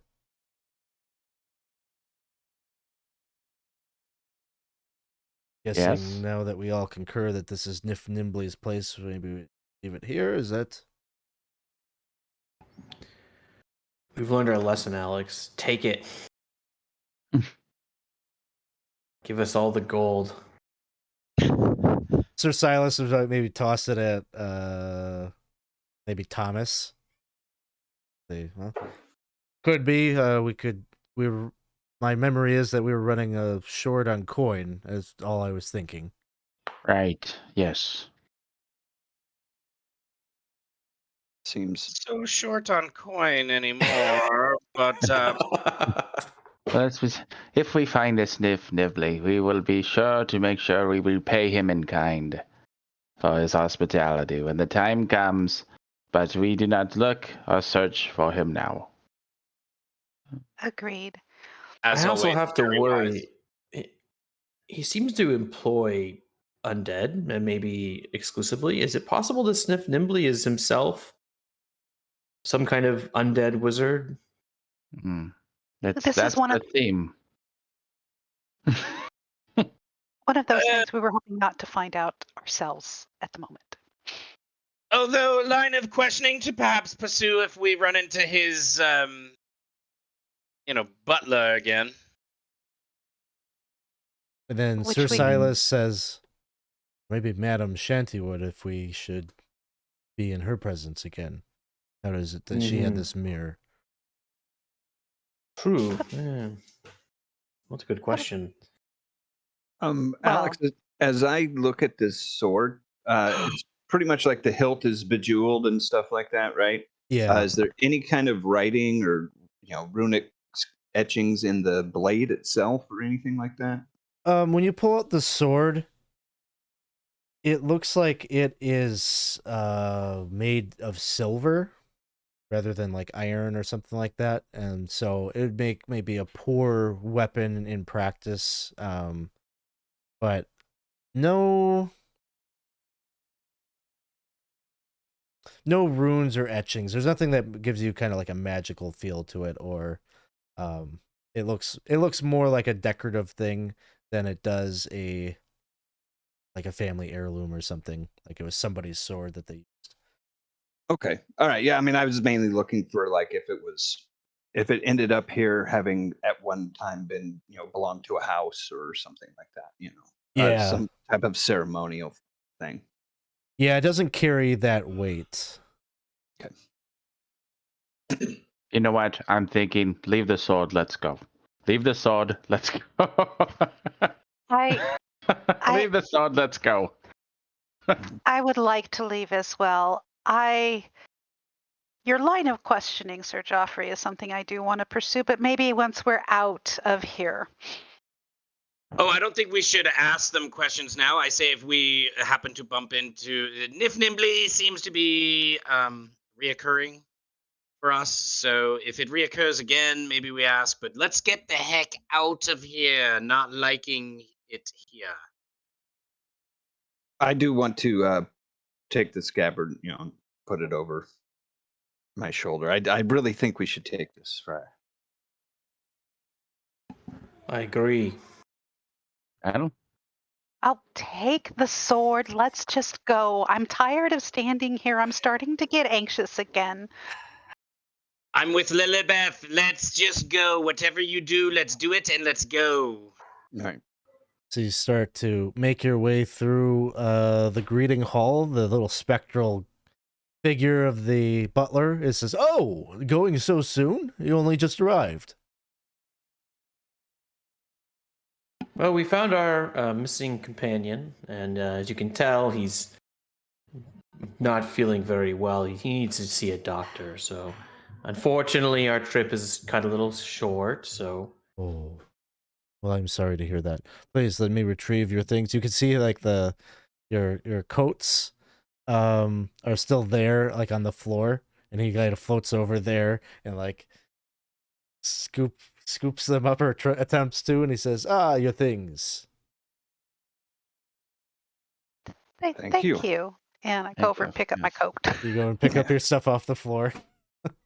And he says, "I bid you a good day, and should you ever need anything, please feel free to visit. My master loves having visitors." Oh. That, sure. Sure. By the way, we happen to notice that you and your friends who serve the food are all sort of incorporeal or corporal and slightly dead or fully dead. Good sir, what are you speaking of? You all are touched a bit in the head. It may be more than just medical help you need. I think you need psychiatric services. Oh, so you're saying you're fully alive? Do you not have eyes? Can you not see that I am standing before you talking to you? I have many good years of service left for my master, I'll have you know. And what of the folks serving the food in the dining hall? Too? They're not skeletal. Skeletal? Good heavens, sir! I think you've been imbibing something that you've brought in here yourself. I certainly don't know of these things that you talk about. I think you might be right, and yes, I need to get home and rest. Let us go. Oh, I see. Appears to be some banging, some noise. Maybe the cook needs some help. I'll leave you to it. Goodbye. And he just kind of he scoots backwards and like flies through the wall. Oh, well, before the cook can resolve whatever they might need, let's leave. Yes. So, you begin to make your way out of the manor house here.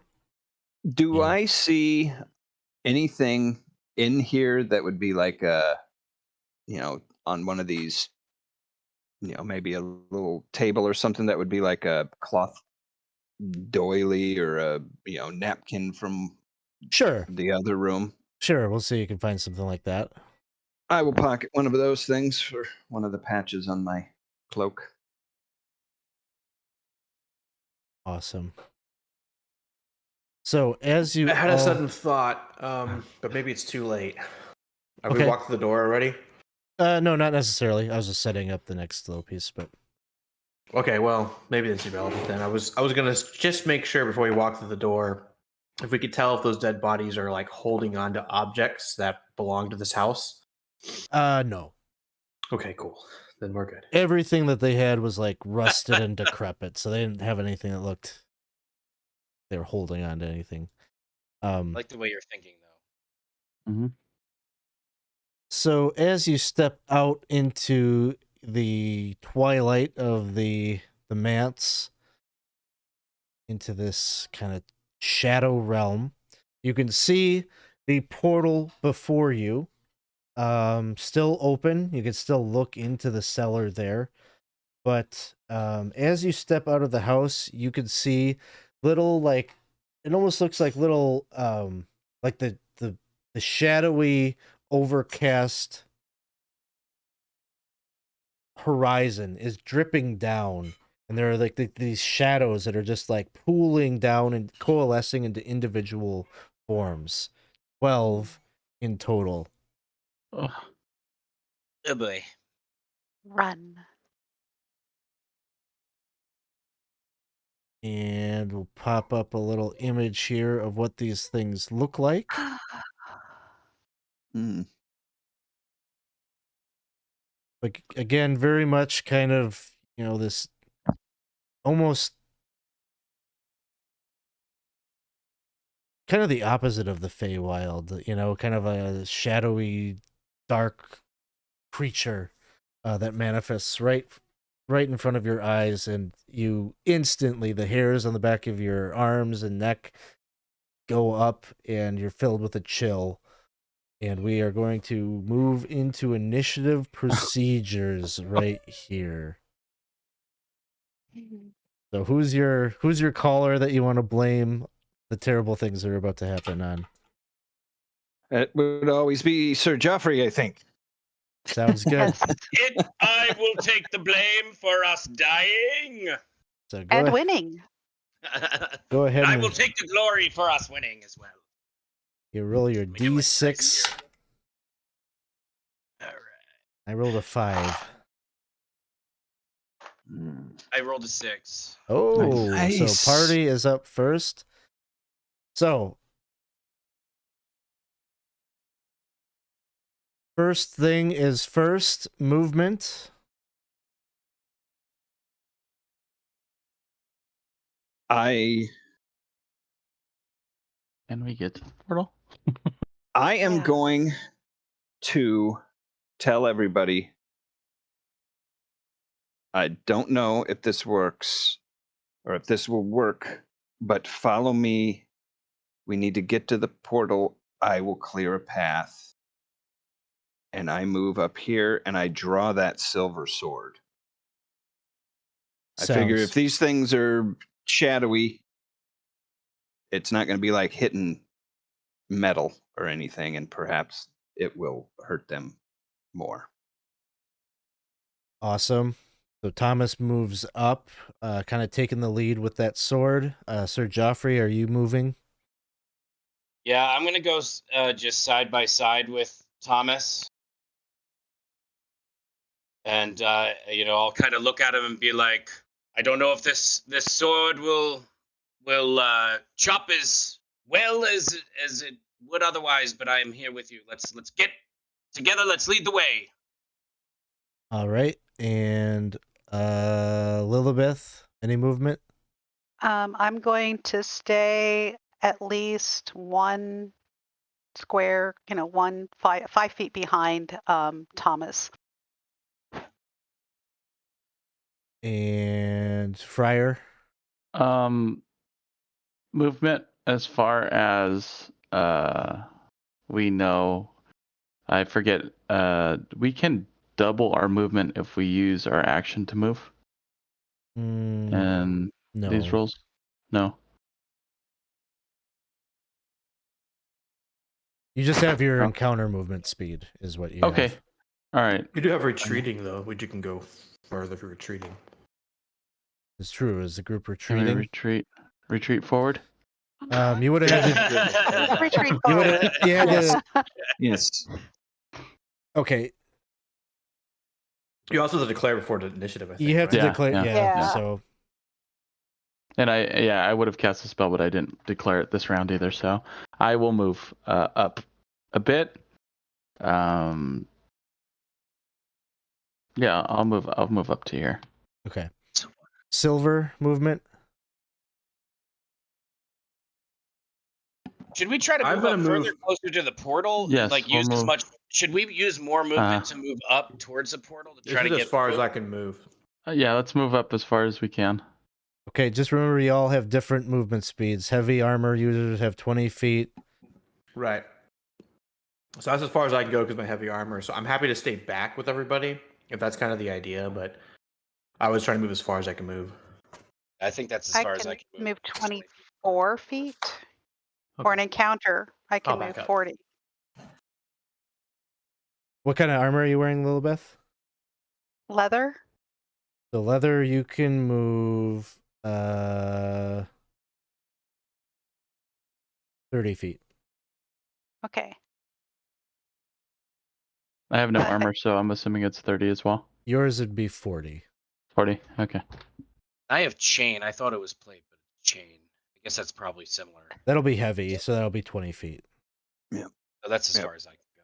That's sort of the problem is the tankier people are going to be slower. So the people that have the faster movement, it's just a matter of if you want to be the front line. So Everybody good with their movement where they're at? Sir Yes. Silas is going to move up, I would say. And he'll probably actually move up in front of... Well, Silver, you've got, like, plate armor. Yeah. So he's not maybe Thank you. going to be Yeah. as protective of you, but... I'm going to indicate to him to not stand in front of me as he's moving. maybe he'll move Yeah, to that's about my there. issue as well. So I'm going to scoot over here. All right. How about ranged attacks? Let's just go down the line. Thomas, any ranged attacks from you? No. Got that Uh, sorted out, so. Sir Geoffrey, any ranged attack? Probably not. nope. Lillibeth? I don't think they're in range, so no. You got a bow, right? Yeah, I know, but I don't think even with the bow that they're in range based on what I could. What kind of bow do you have? Even a A short short- bow would be able to short bow. hit it. You just A wouldn't short be. bow? So, you, just a reminder on how ranged weapons work. You've got different levels of range. So a short. Did you say a longbow? I have a Short bow. short bow. So a short short bow, bow. if you look at the entry for short bow, you've got a close range of 5 to 50 feet. What that means is within that range, you get an extra +1 to hit. The middle range is 51 feet to 100. With that, it's just normal. It's a normal shot. Then the third range is 101 feet to 150 feet. That one you have a -1 penalty. That's the Hail Mary shot. That's the Hail Mary shot. So these are totally within range if you looking to take Okay, a shot. got it. Thank you.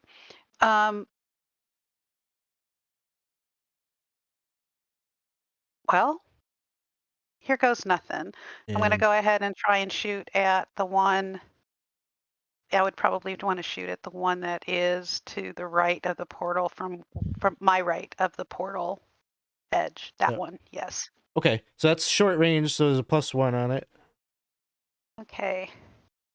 And Or no, wait, I think I always confuse Thomas, and so this is normal, so no +1 on it. Sorry. Okay. Well, I rolled a 6 anyway. So Okay, so it just goes kind of flying sailing over their into head. the darkness behind them. Yeah. Yes. Thank you for the follow, Mr. Dos Amargos. Thank you for the follow. Thanks for hanging out with us here this morning. Any range from Friar? I have a sling. I was looking up the range right now for that, but I don't. I'm pretty sure it'll be at a negative for where I'm at. Sling should be normal. It's 41 feet to 80 feet. So you should be able to. Okay. Well, in that case, yeah, I'm gonna try to hit one of these guys because I looks like we're moving up. Do it. Yeah, let's go ahead and do that. I also want to see what happens. I don't think they're here to shake our hands. So. Yeah, I don't think so either. What if they were, and then we just throw a rock at them? Wouldn't be the first time we made the wrong call. We might be okay either way. I got a 7, so I think it. That Yeah. was a warning shot. Leave us alone. Let us pass. It only goes like 10 feet, like skips across the ground. And so, yeah, it doesn't quite get there. Silver, any ranged? No. All right, we have no one in melee, so that is your turn. Then these shadowy apparitions start to move towards you all.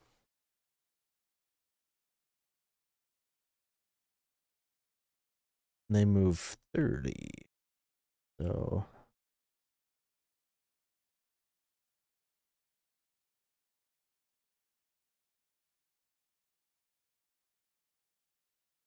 they all just kind of streak across the field, almost like in that wispy way, almost like Dementors. They're just moving forward, trying to block the path.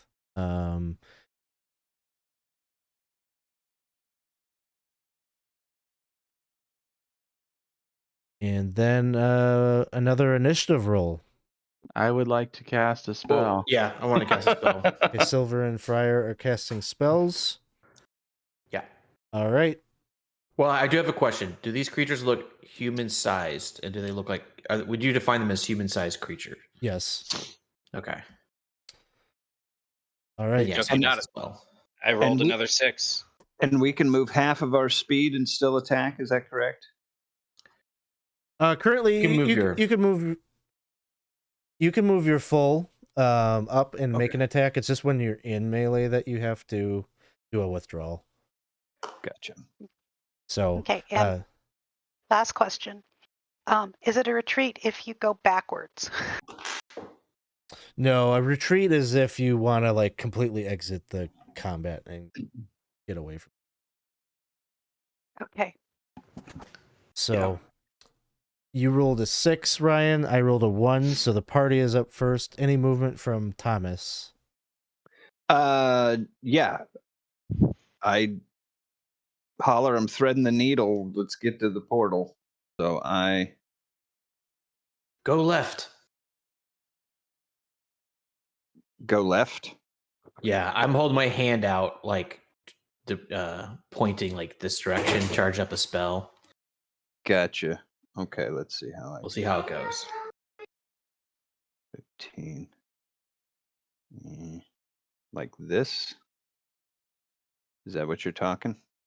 Or here? Yeah, like you've seen me cast. Actually, you haven't seen me cast. You were blind when it happened, but maybe I'm gonna cast a gust of wind at these guys. Gotcha. Okay, so I will move as far as I can here in this direction. Okay. So let me do this. That's 20. And I'm going to strike this guy right here. Okay. Any movement from Sir Geoffrey? Yep. I'm going to try to cut a hole with our friend. I'm going to move up to there and I'll.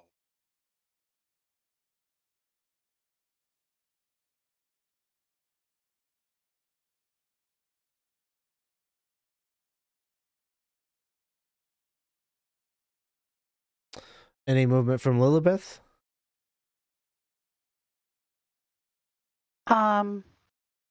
Yes. We're going to move just also to the left and there, and I should now be in the +1 range, I think. Any movement from Friar? I'm casting you're a spell. casting. Silver's casting.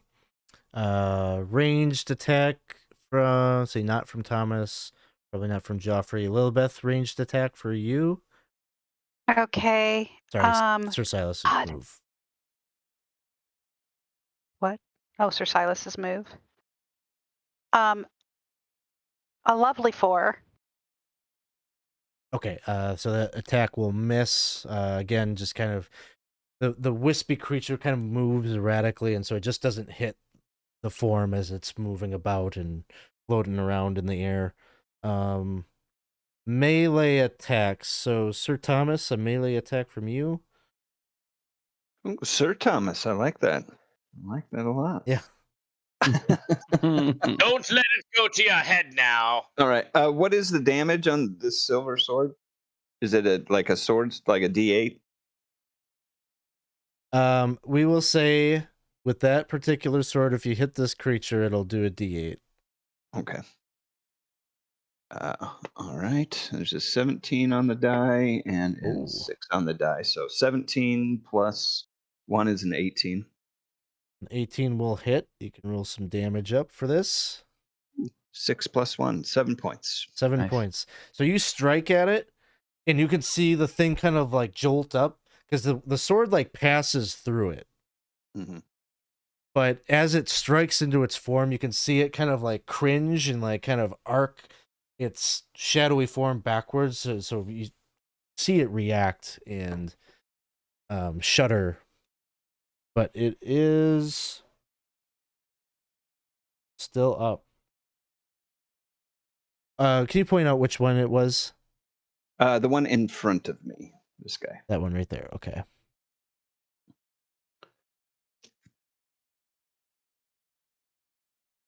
All right. Sir Geoffrey. Melee. I'm gonna strike at this one here. Nope. 3. So your attack misses. And then Sir Silas will attack the one in front of him. And you see him swing with his sword, and it passes right through the creature, but does not seem to have the reaction that it did to Thomas's silvered sword.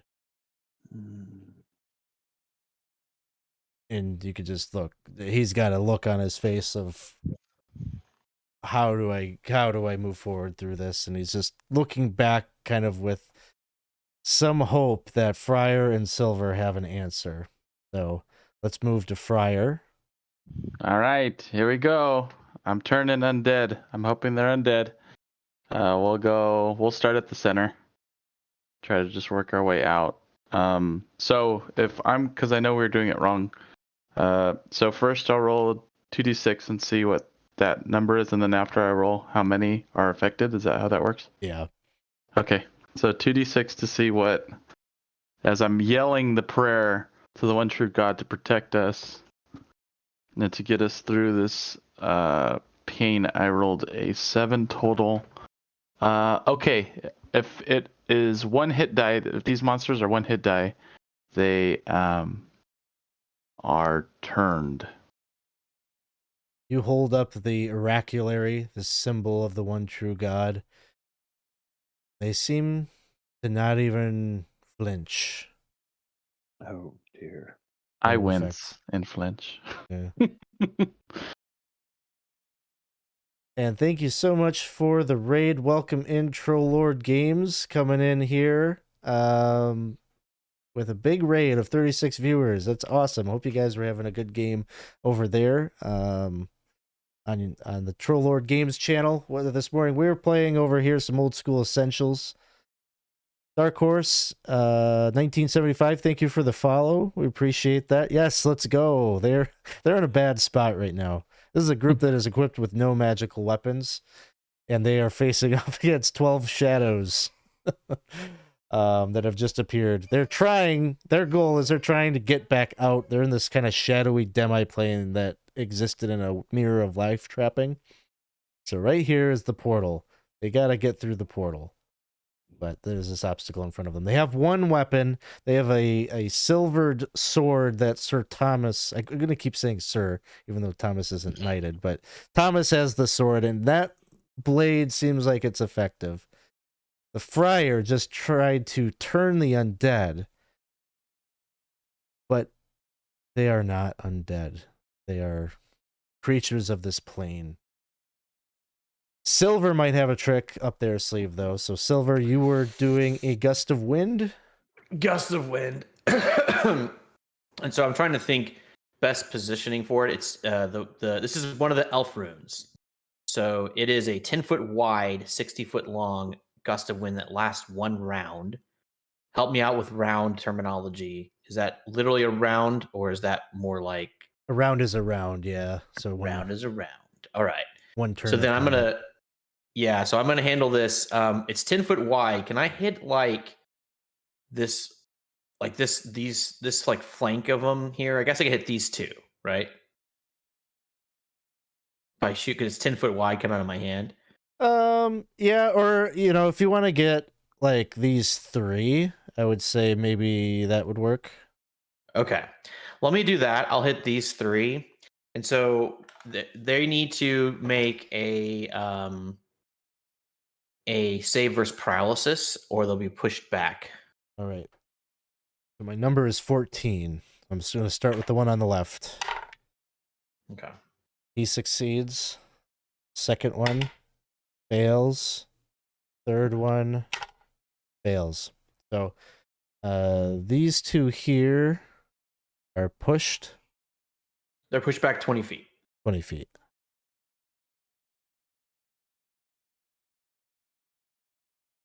Cool. And then the way that works is you cannot move into the wind. So there's this wind effect that's kind of like shoving them back, and you cannot move into it. And it's 60 foot long. Yeah. Something like that. Something like that, yeah. Yeah, I'm trying to like cut off part of the shadow so we can kind of run around them. I was going to shoot it straight through the side where Silas is, but I don't know. I think Silas is fucked. Edit that out of the podcast version. Anyways, so just the wind is just shooting out of my hand, and I just hold it basically until my round is over, until I come back, I guess. Okay. That sounds good. I think that's it. Oh, and let's see. Lyra Lou just redeemed Buy Everyone a Reroll. That is, Thank you. I think, well appreciated. So we'll throw 5 rerolls here up on the screen. Thank you so much. All right, that resolves the party's turn. We got the shadows now. So, from over here, these things start to collapse in around some of the group over there. This one here is going to move 5, 10, 15, 20, 25. 5. That one will get to right there. So, there are a number of attacks. We're just going to start from left to right. So, Sir Geoffrey, 2 of these attacks are coming at you.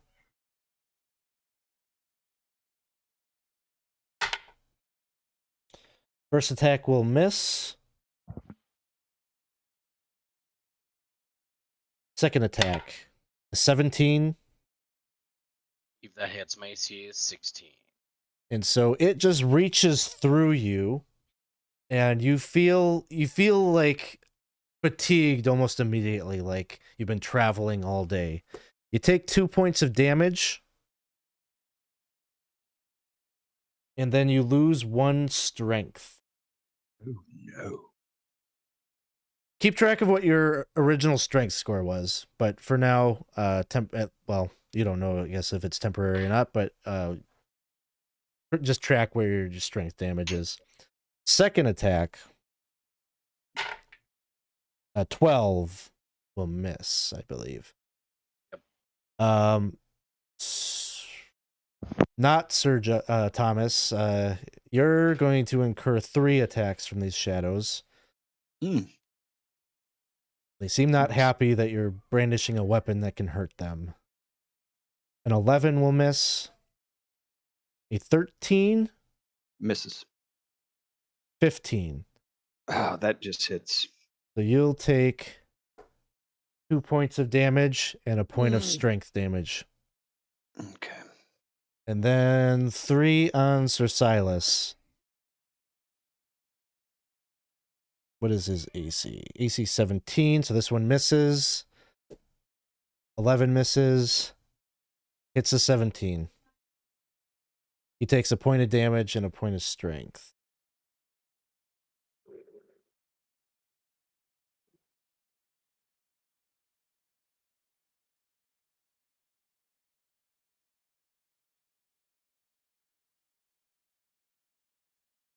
Okay. And then we have one that's down there by Silver, trying to harry Silver. An 11 will miss.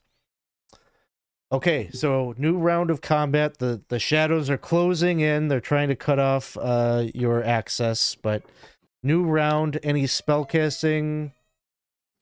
So first, rules for retreating. Can we retreat to the portal, or do we have to run backwards away from the enemies?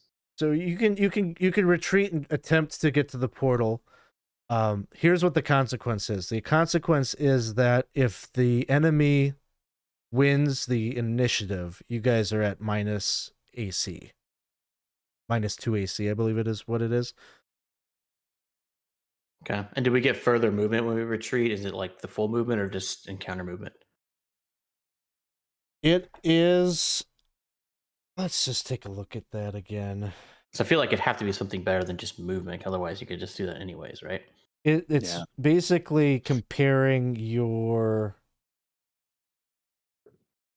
So the problem is going to, I think, become the heavy armor users. Let me just look at it. Yeah, We're I mean, gonna die. And I will say this. I mean, my plan, I can move half my movement and still attack, and I am basically getting to here, and then I am going to do a fighting withdrawal to the portal. So you kind of, to me, I'm thinking you got to get on the other side of them to back up. You know what I mean? That's the main thing, the way I... If your group had a faster speed than them, it would just be an automatic. So that's the thing I have to check. Got it. Or make a call on.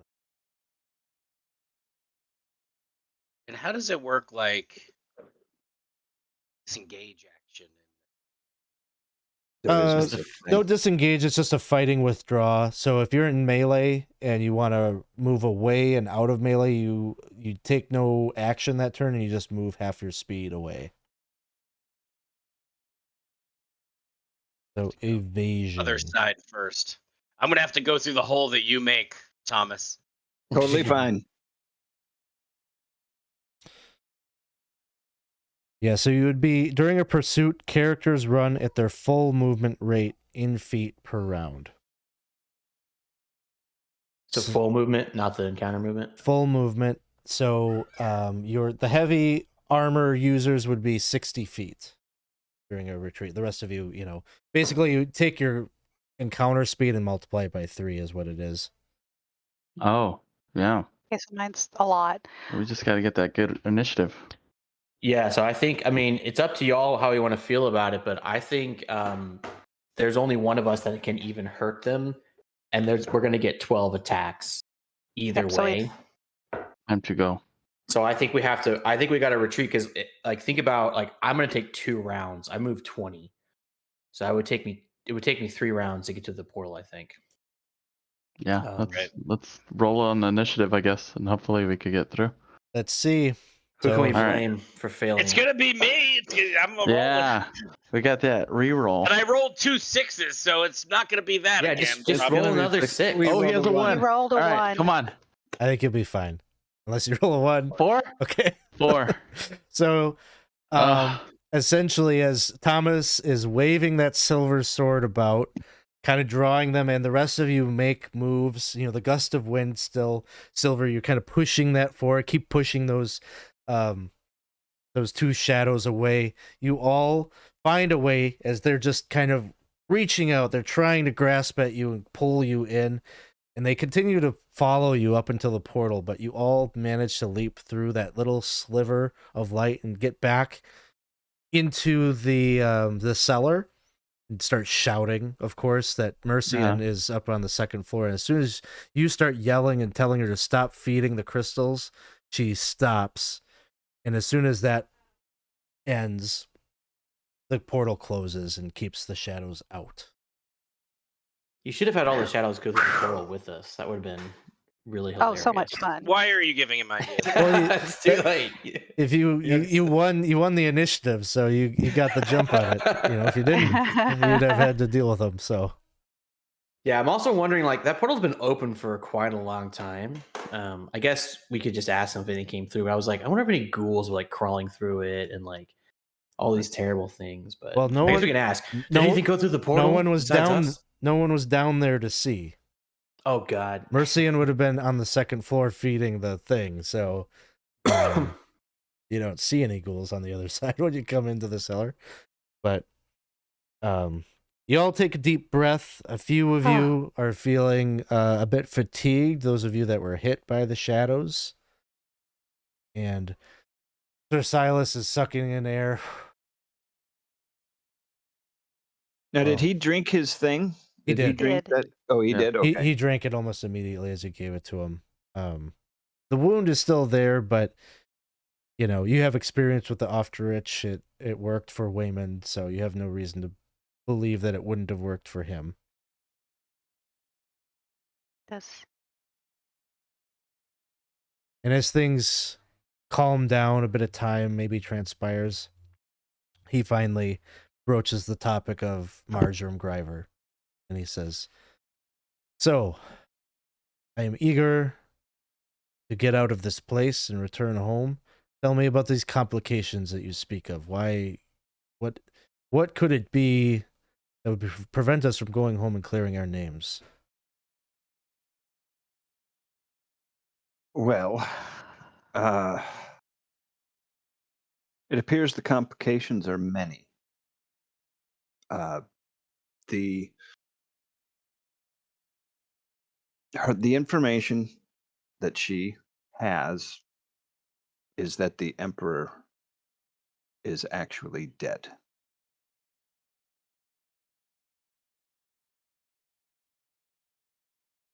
I'm looking at his face, seeing if there's like a.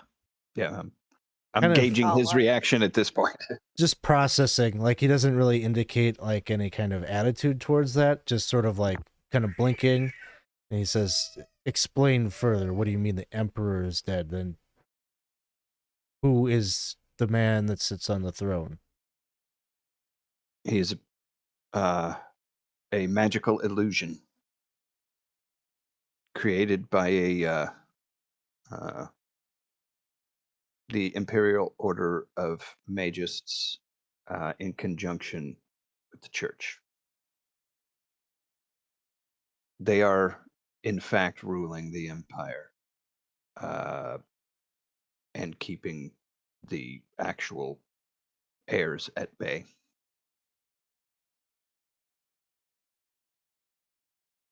If what you're saying is true, then we were sent here to aid and abet treason. That is This is treason. correct. yes. Does appear that way. And I fear that this information puts all of our lives in great danger, should we return.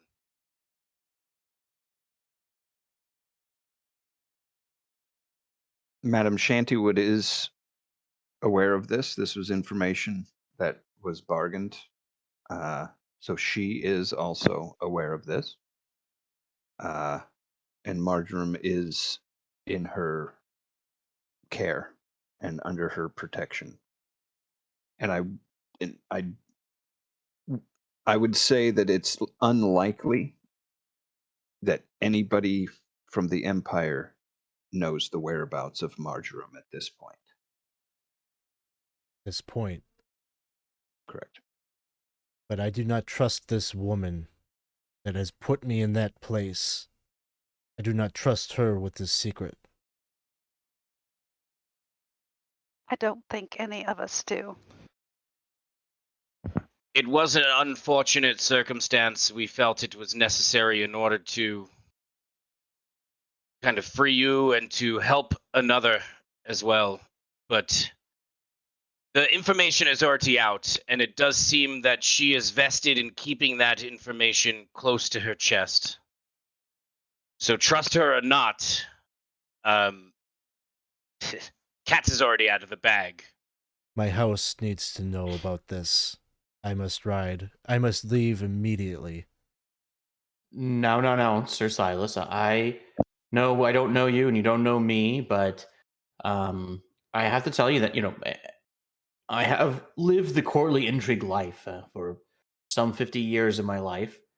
And I will tell you that, advise you that a direct approach for this sort of thing is going to be dangerous, not only to you and to us, but to your house. So you need to be mindful about how you approach it, who you talk to, It is not exactly what you say. my life belongs to my house. I must do what is best in the name of my house. It is not my discretion as to how this information gets used, only that it is out there. There are others that know this information and others that prey on others to use it. They're going to use it in ways that I cannot fathom. Okay, But that is all true. Go ahead. Oh, no. You go ahead. Unless that's all you had to say. That is No, true. no. That is not all I had to say. Okay, I am not the smartest person in this group, but I spend a great deal of time hunting down and killing very smart things who are also not averse to hunting down and killing me. So the direct approach rarely works well in the long run. And you don't have to do anything, but I would advise you to think about this as a longer term What proposition. longer term do you think I have? I don't know what longer term you have, I but don't have it is so many your years life. left. Look, I Yes. understand, and I don't begrudge any of you for the decisions that you've made, and it sounds like many of you wish to remain here in the Dolmenwood. And I will not stop you, but for me, this was never about my freedom. This is about restoring my honor. I fell on the sword for my house.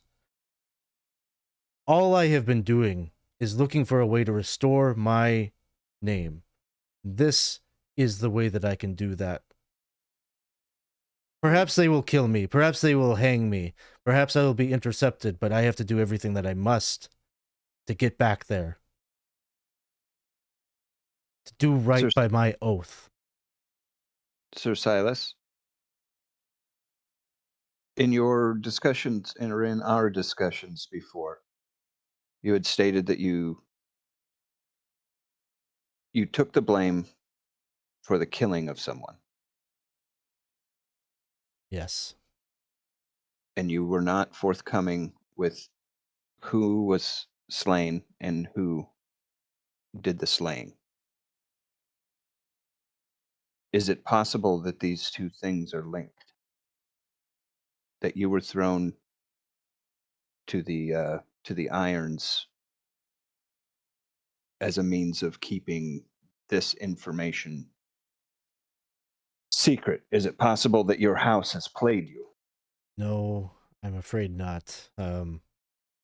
The killing for which I took the blame was a very personal one between my lord and his brother. Sorry, not brother. Cousin. It was an act of aggression over some drink, some inebriation that could have split our house irrevocably. I was present. I was a witness to it. It was, to be frank, it was a reckless, stupid thing to have had happened.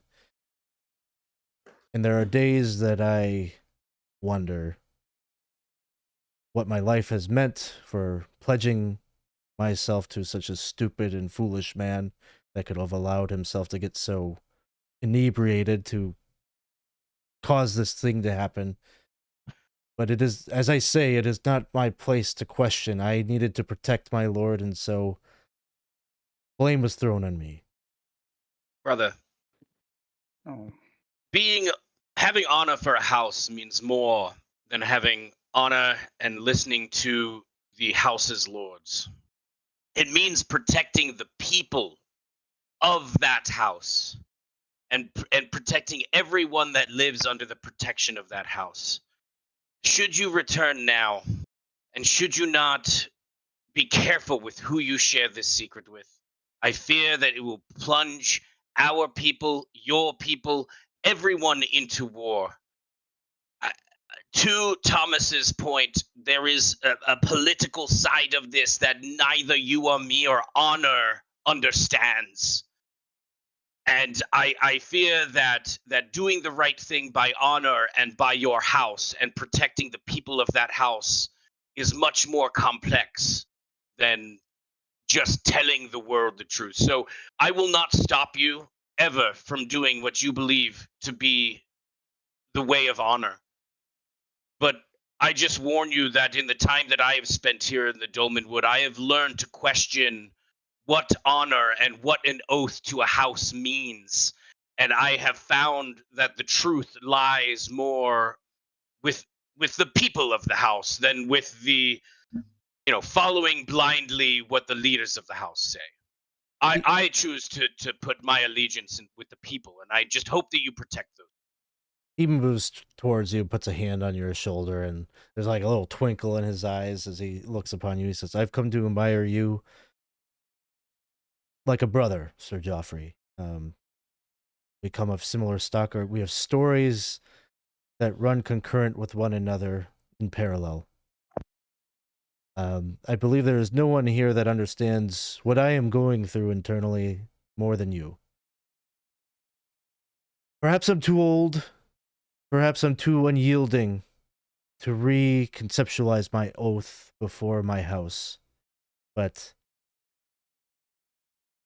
I am not so willing to bear the responsibility for making a discretion like that, to making the decision whether this is right or wrong. I know only that information to my house. I cannot live knowing that others know this information and that they do not. What they use this information for, perhaps they will reignite the war. That seems likely. But to live under this lie seems worse to me in the grander scheme of things. So I am still wounded. I need to rest and recover, but as soon as I am able, I plan to head south. I would say, as far as I'm concerned, then, brother, I wish you luck. Your journey, I would say, watch your back from all sides. There are many people that would benefit from keeping this secret, Madame Shantywood included, and I would be looking in the shadows and fearing everything behind you until you get to a place of safety, because you are in. Yes, all this and that, but why? Why this allegiance? Why this allegiance? Who said you are strong? We see what kind of man you are, Sir Silas. You seem to be wise beyond all those people ahead of you. This system that we are in You have the power to make these choices. You. And if you are throwing that away so that you feel good within the system, it is wrong. Don't you see that? That's why we're here in the first place. They sent us here to either find this information. Oh, what were we sent here? We were sent here to bring her back alive? My Didn't ask that of us.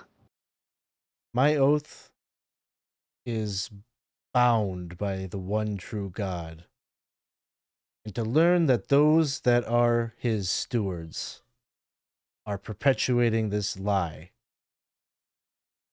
There can be no greater sickens injustice. me as well. It sickens me as well. That is why I am doing my part. I am not into that. I am not into that system, sir. I am here. I'm with you. We are trying to spread the love and joy of his teachings, not the hate and the corruption that man has put upon his teachings.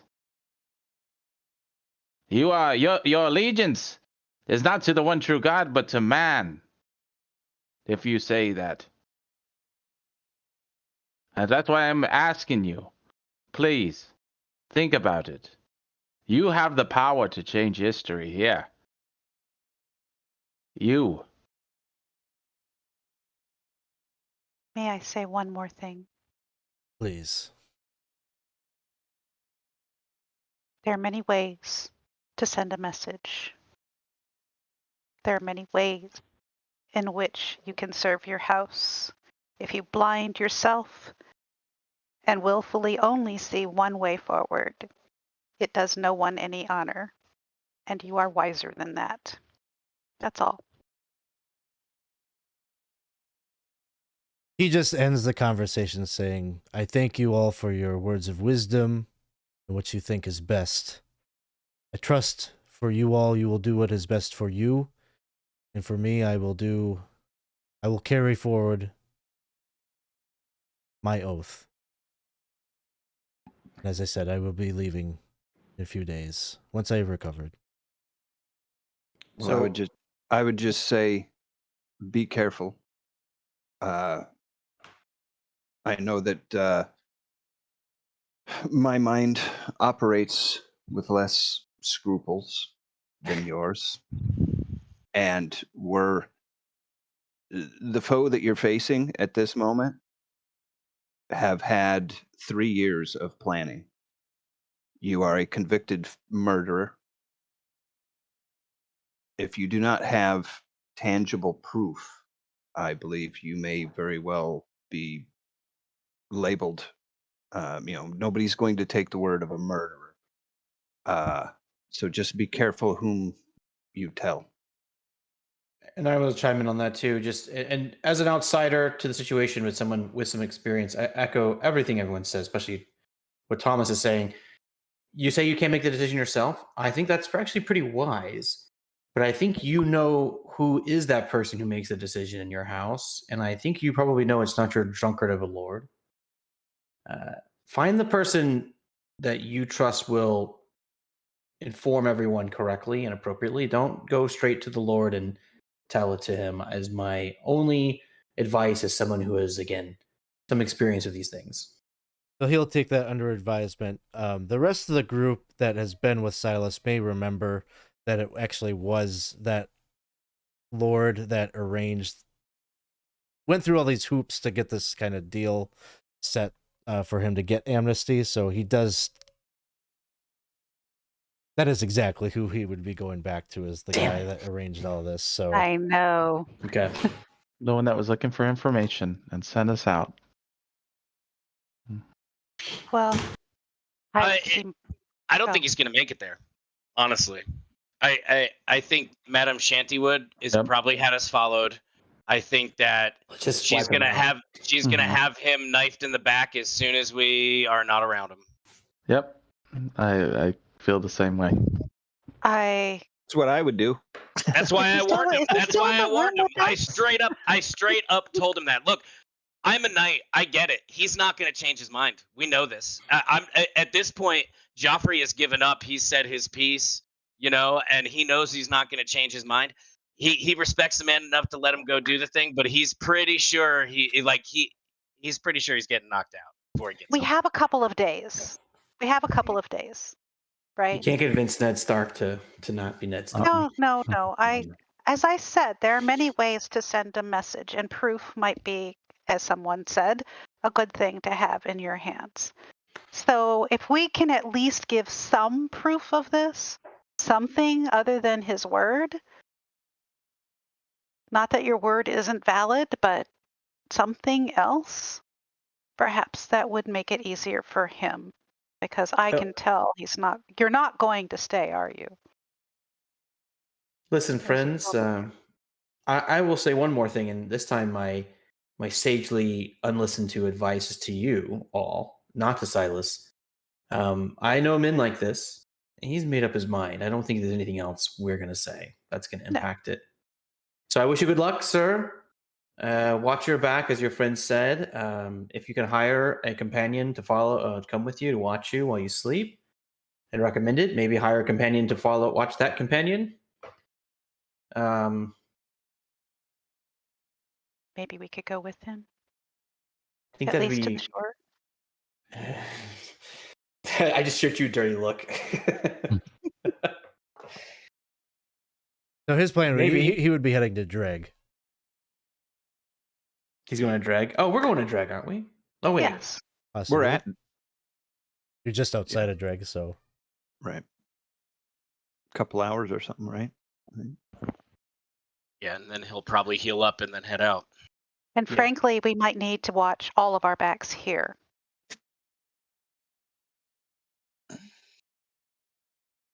I think as long as Shantywood doesn't realize that he's on the way out, we're safe. And as long as we're not with him when he's leaving. So he'd probably be staying at the same tavern that, that the tavern owner is in Madame Shantywood's pocket, because she knew everything that you talked to him about. He stayed in Dreg. Mm-hmm. So, I guess this opens up a possibility for you all if you want to go and try to avert staying in Dreg. You could try moving south with him if you want to protect Sir Silas. He would probably listen to you if you said, you were going to go with him and kind of cut through the woods to try to circumvent Dreg. I think it's I think he should definitely circumvent Dreg.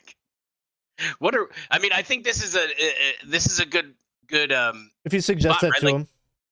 Like what do we want to do here, right? Like we've got to figure out what we want to do with Sir Silas, right? And I think we're at the point too where we have to decide as a party what's next, right? Because we kind of sold our stuff and all this, and we, even the friar would say, it is away maybe from Sir Silas once he's, it's a tragedy and whatnot. But I think for all of us, I think our future is here and not back there. we could see him through the woods at least, and then part ways. Yes. Where did we come in as I'm looking at our map? Directly to the south from the river. So do we bring by him? the Falls of Nil and Lower Hamath, past Bogwit Manor, as I recall. Oh, Do we bring him back down the river and deliver him back out of Dolmenwood? Right here. This Yeah. came in. Is that what we say? Is that what our mission is, and then go about our lives? That we want to safely get Silas out of the Dolmenwood? I think so. I don't know. I don't think Silver would care too much one or the other. He's just kind of wandering around for adventure's sake. But y'all have a connection. I think you would probably feel. I think it'd be the right thing to do. I don't think he's going to change his mind. I think at this point he's committed, and it's let's not let him get knifed in the back by one of Shantywood's cutthroats. At least not within our ability to protect him. And then once he's out of the Dolmenwood, he can get knifed by some other cutthroat. Well, and I will. Part of the agreement with Shantywood was that we agreed that we would keep the secret secret, right? Mhm. Yep. Are you the No. cutthroat? Well, that's the thing is I think she said if the secret remains secret, she has work for us. If the secret does not remain secret, she didn't really say, but I think it was sort of implied, like maybe don't come back this way. Yeah. So, however,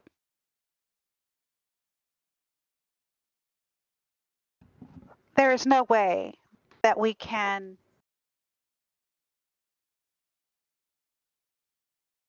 We'll have to Sir think on this. Silas? Oh, no. I don't know what she could know. And I honestly think that we were expected to die, all of us, inside the mirror, without a doubt. Which tells me something about the mirror, too, but I'm probably wrong. But I think we should leave this place as soon as we can. And I can't think of a way that we can do that without making it clear that Sir Silas is coming with us. Sir Silas might pull out the map at some point and say there, of course, are other ways I could take to get out of the wood. Could take the road and head towards Lankshorn. Exit out that way, where maybe she would have less influence. Think I'm going to be followed. Well, and we have business in Lankshorn as well, do we not? We do. So our going there might not, and she would know that, frankly.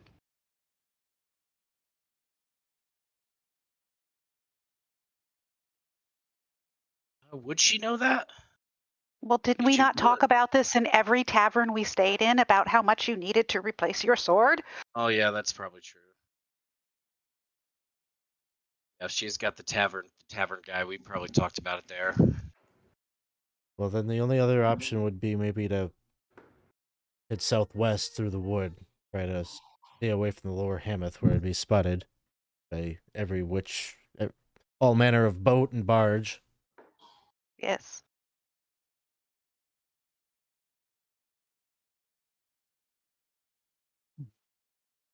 Yeah, that really, it sounds like kind of hacking our way through the woods back down.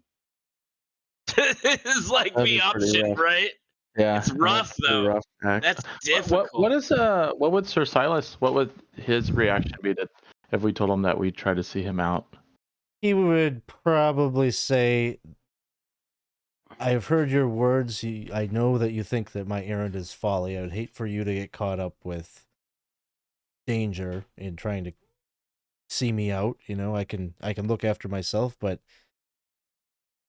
I'm not going to turn you away. We are friends after all, and I would appreciate the gesture. So he would probably kind of tepidly say, like, don't put your lives on the line, but if you're insistent, he's not going to fight you. Well, to be blunt, Sir Silas, you telling the secret puts our lives on the line immediately. Just by going off. So I don't think it changes anything. Why we need to get a sword for Geoffrey. And So then he yeah, I think we go to kind of Lankshorn. smiles. Let me go then. Just kidding. So you wanna pursue hitting the road and heading towards Lankshorn. Mm-hmm. Okay. So you came here pretty early in the morning, so you're able to head out yet today. It's probably only like noon or something by the time you get done with the conversation and kind of taking a little respite after the horrors of the manse. Yes. Then I would have like the trivial questions of like, hey, that mushroom that we had, what is that? Like all these little herb questions that I was planning to have. Oh, It's totally not like, yeah, from Mercia? totally not appropriate now. Yeah. Like it's all anticlimactic and whatnot, but They're still worth asking. So, you all start to head out on the road. You'll be able to travel 2 hexes on the road today. And as you are moving through this area, you approach on the road. There is a high gabled inn that you start to see that is just across this like kind of little bridge-like structure that just juts off the main road, and you can see a sign that points in its direction, the Jaunty Horn. And as you make your way, it would be getting evening time at this point, and so you'd be looking for a place to stop in and rest, unless you tell me that you're going to try to rough it tonight. Should we?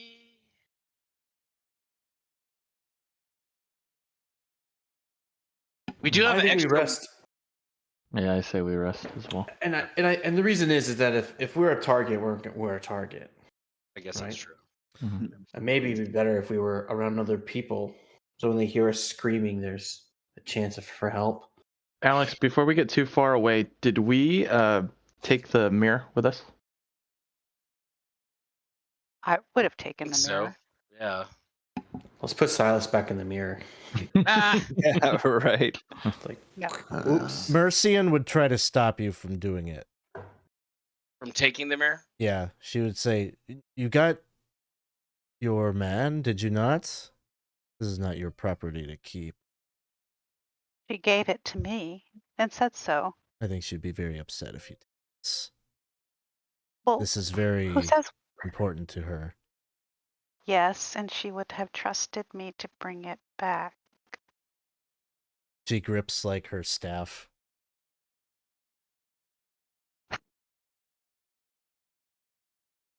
Are we gonna have a retcon? Let's not retcon. TPK? We're gonna have a retcon combat. No, Yeah. we're not going to do that because I'm not that stubborn. I never Very We're just well. telling this. We're telling a So story I on had the a campfire. question. We So that's killed when Mercians. that's when I'd be. Well, I have a question. We have this mushroom that it's Yes. green and it kind of screamed when we pulled it. What is this about? Let's listen. I'd be happy to tell you all about it once you leave. Hands off the mirror. Okay. Here is your mirror. And she'll just kind of like set it aside, and she says, "The green mushroom. Well, if it doesn't poison you, it could rejuvenate your spirit. It'll give you 1d3 hit points." But it could Nice. poison us. Hey, that's good.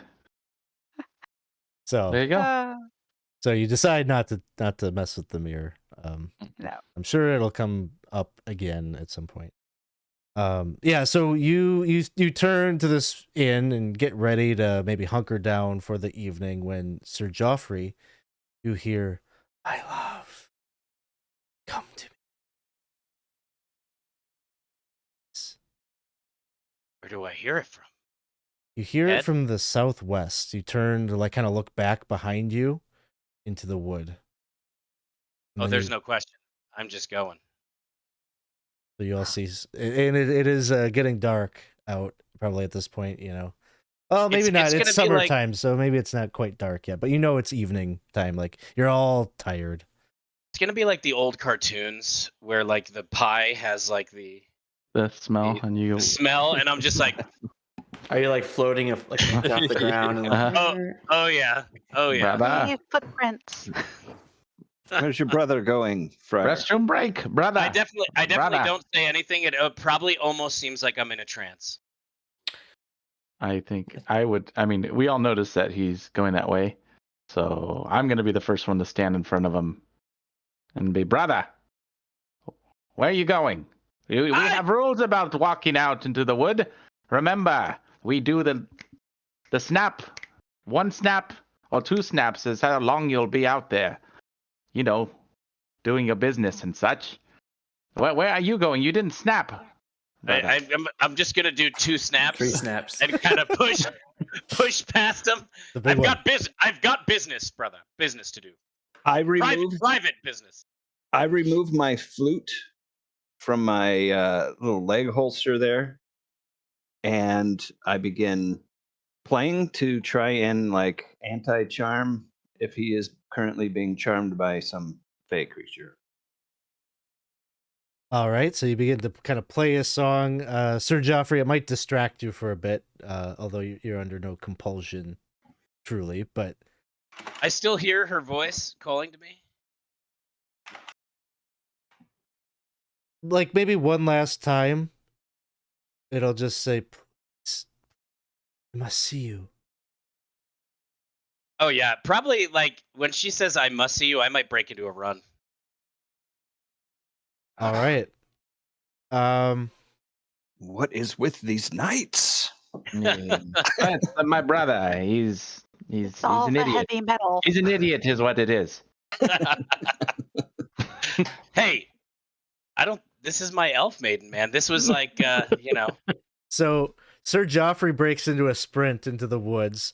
Sir Silas just like lets out an exasperated sigh, and he's like, "I don't think I have it in me." What do the rest of you do in reaction to this? I'll My- follow him my- at least. The kind of somewhat discordant tune that I'm playing, I begin like doing like, he's, kind of more upbeat to his feet as you, yeah. I mean, Sounds good. I'm sorry, Lillibeth, what did you say? I said I'll at least follow him. You'll follow, okay? Yeah, so we know where he is, even if we have to retrieve his body. Yeah, and I'm gonna say he like runs until he like realizes he's not hearing the voice anymore, and probably a little disoriented, and kind of spins around and is like, okay, wait, fuck, where am I? Sort of thing, unless something else happens. Sounds good. Silver, any reaction you have? We were just sitting around a campfire. I think you're turning to go into the inn. Oh, so we're just walking around, and he did. Okay, yeah. Sorry about that. Yeah, I guess I'll trot after him. Okay. Yes, That's and slow. he's going at a run. I don't know if I could keep. Well, I guess I could keep up with him because he's slower than me. But Yeah, I'll- you're I'll- twice as fast. I will Okay. yell at him and maybe even like try to continue to try to keep him from running away. I'm putting myself in between him and where he's going. Okay. Yeah, So you're probably good. like trying to push him back, and yeah. Mhm. So I mean, and I would say like if I'm not hearing the voice anymore, and my brother's trying to stop me, and there's no like voice still calling to me, that might be the point that kind of makes me snap out of it a little bit and be like, oh shit, she was right here. I just wanted to see her. She was right here. thank you so much for the follow, Simba's Bloody Mojo. You just had to my. say Here's your that name. one. How's it I had going? to say it. Thank you so Great much for one. the follow. We really appreciate it. And so, yes, Sir Geoffrey, the voice ceases. Silver, your brother, and Lillibeth are all kind of chasing after you. Not only is the ceasing of the voice maybe part of the thing that snaps you out of your thought, but in front of you, you see kind of like a bunch of earth that has been like kind of churned up, almost like some kind of burrowing creature had been there maybe moments ago. A big one. Big one. Sword Oh coming out. no, it's here. Is it how is it? Is it like kind of like wavy ridge like? There's like kind of a symmetrical groove that. No, just Oh. kidding. Uniform. No portal worms here. I'm sorry. I proceed to sock my brother in the chest. Say, you are an idiot. Back on the road. Hey, listen. She was right there. I don't know how far it was, but I know she's right here somewhere. And like, yeah, he'll like agree to turn around, but he's probably gonna look around this mound a bit. Yell. With caution, but like he's like, oh, is she in there? Is that where she's calling to me Who is from? she? Who is he talking about? My wife, my woman. Your wife. Oh, I didn't know you're married. Well, that's nice. He has a dream gal. Oh, that's not. Whispers about. That's not She's- nice. She is real. I'm telling you, it is my future. We are destined to be together, and I will find her. He did Alex. mistake you for her at one point. As a fae, would I have any feeling that maybe a fae is preying on him?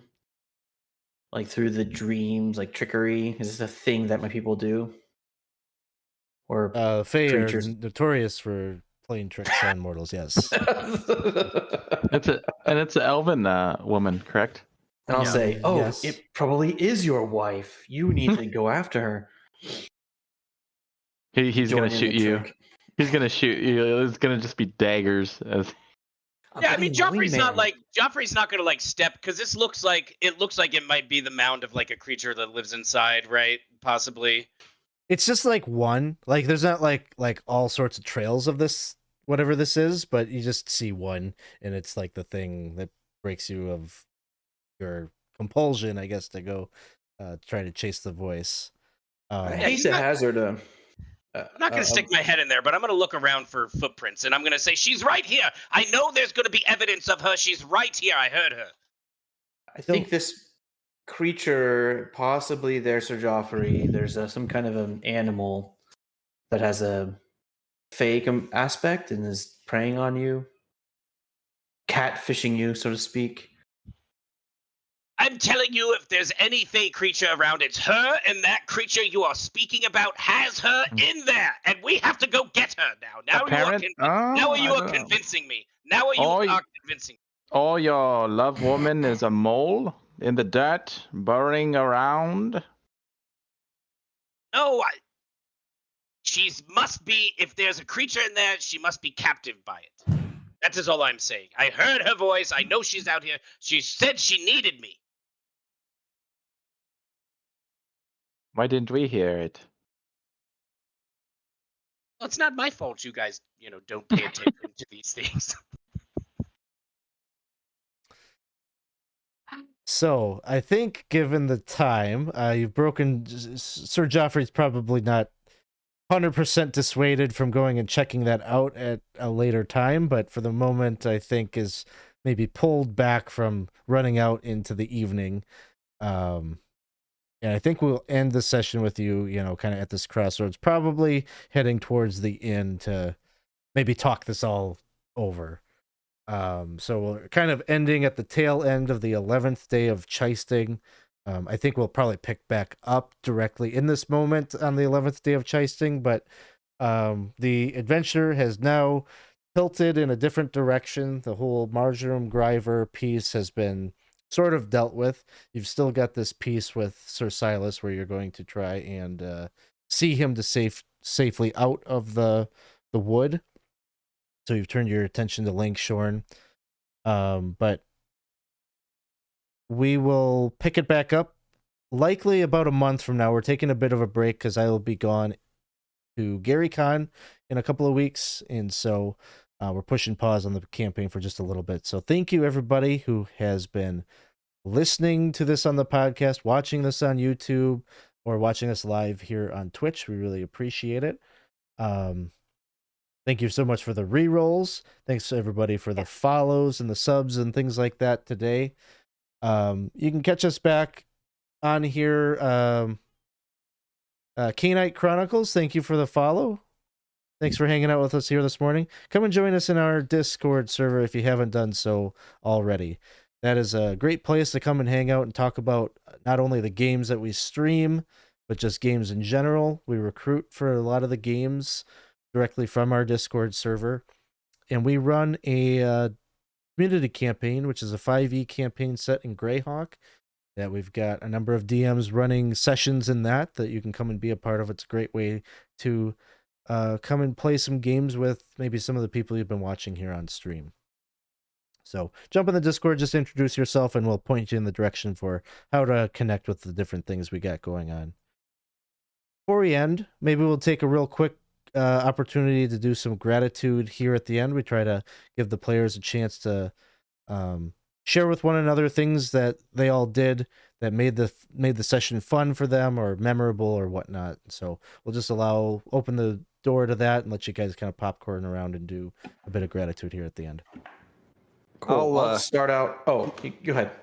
I was just going to say that, I mean, this is going to be a little bit corny, but my gratitude goes to everybody. Alex, to you. I mean, I think that this portion of the story, I mean, the wrap up all of our, I guess, characters' personalities coming out with the convincing of Sir Silas or not convincing Sir Silas to go. But I really think that, I think the role play was really good today, and the whole story.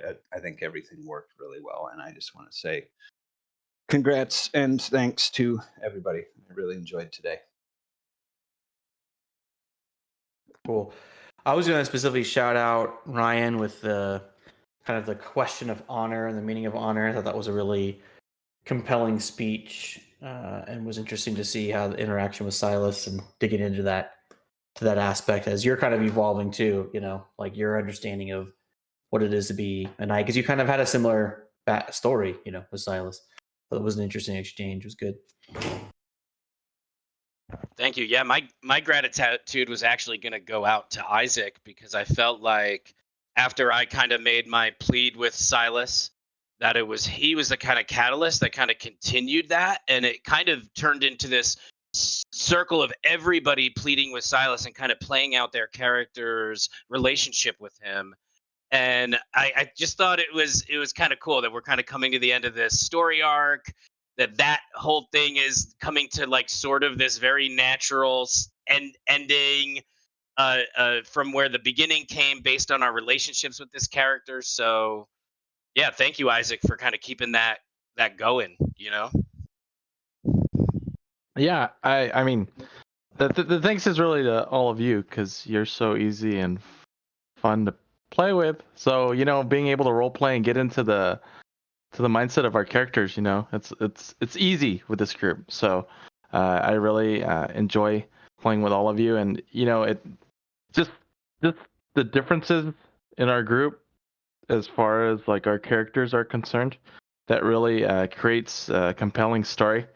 Really is fun to have, and Alex, thank you very much for telling the story too, because I told you earlier, I forget that you're still, even though that this feels like a very streamlined story, like you still are rolling and making these stories up as we go, and it's something that I forget all the time, that this is still like improvised storytelling through dice rolls that we're going through. So I guess it's just maybe a bit of the adventure, and it's all you. So we're really, I appreciate that a lot. Well, go ahead, Moreen. Well, no, you were the person appreciated, so you go next. Well, I was just going to say, I don't know that there's like exactly one thing I was going to call out. I was going to do the cheesy thing of like, appreciate all of you for taking the small things, I guess, that I don't really even think about, and then like magnifying them or making them more important, or pulling them into the story and making them significant. I don't have like an exact thing to point at, but just the way you've riffed on the Sir Silas relationship that you all have with him, the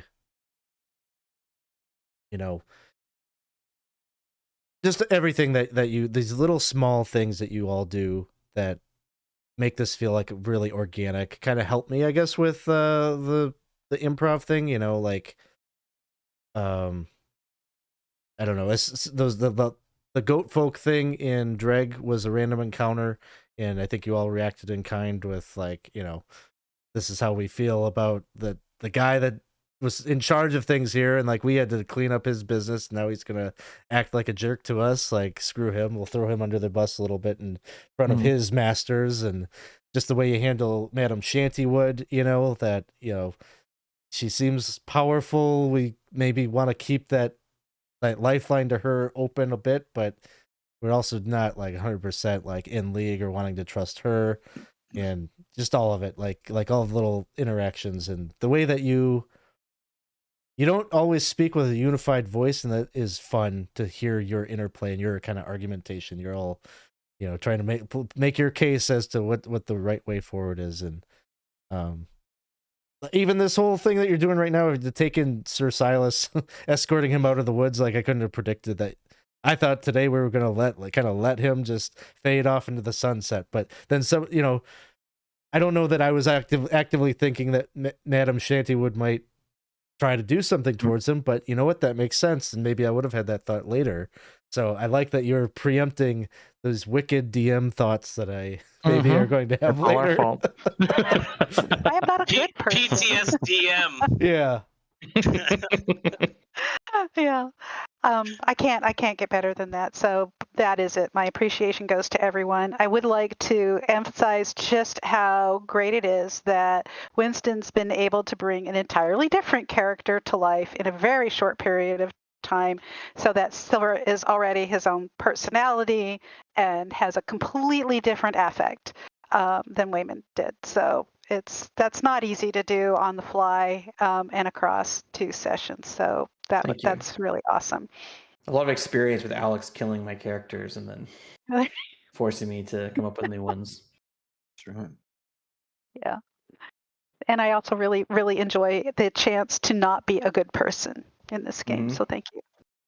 Yeah, that's cool. It's good to be. Yeah, you're definitely on the getting some of the moral ambiguity in the party. You and Thomas. Yeah. Cool. Well, that will do Thanks, it. everyone.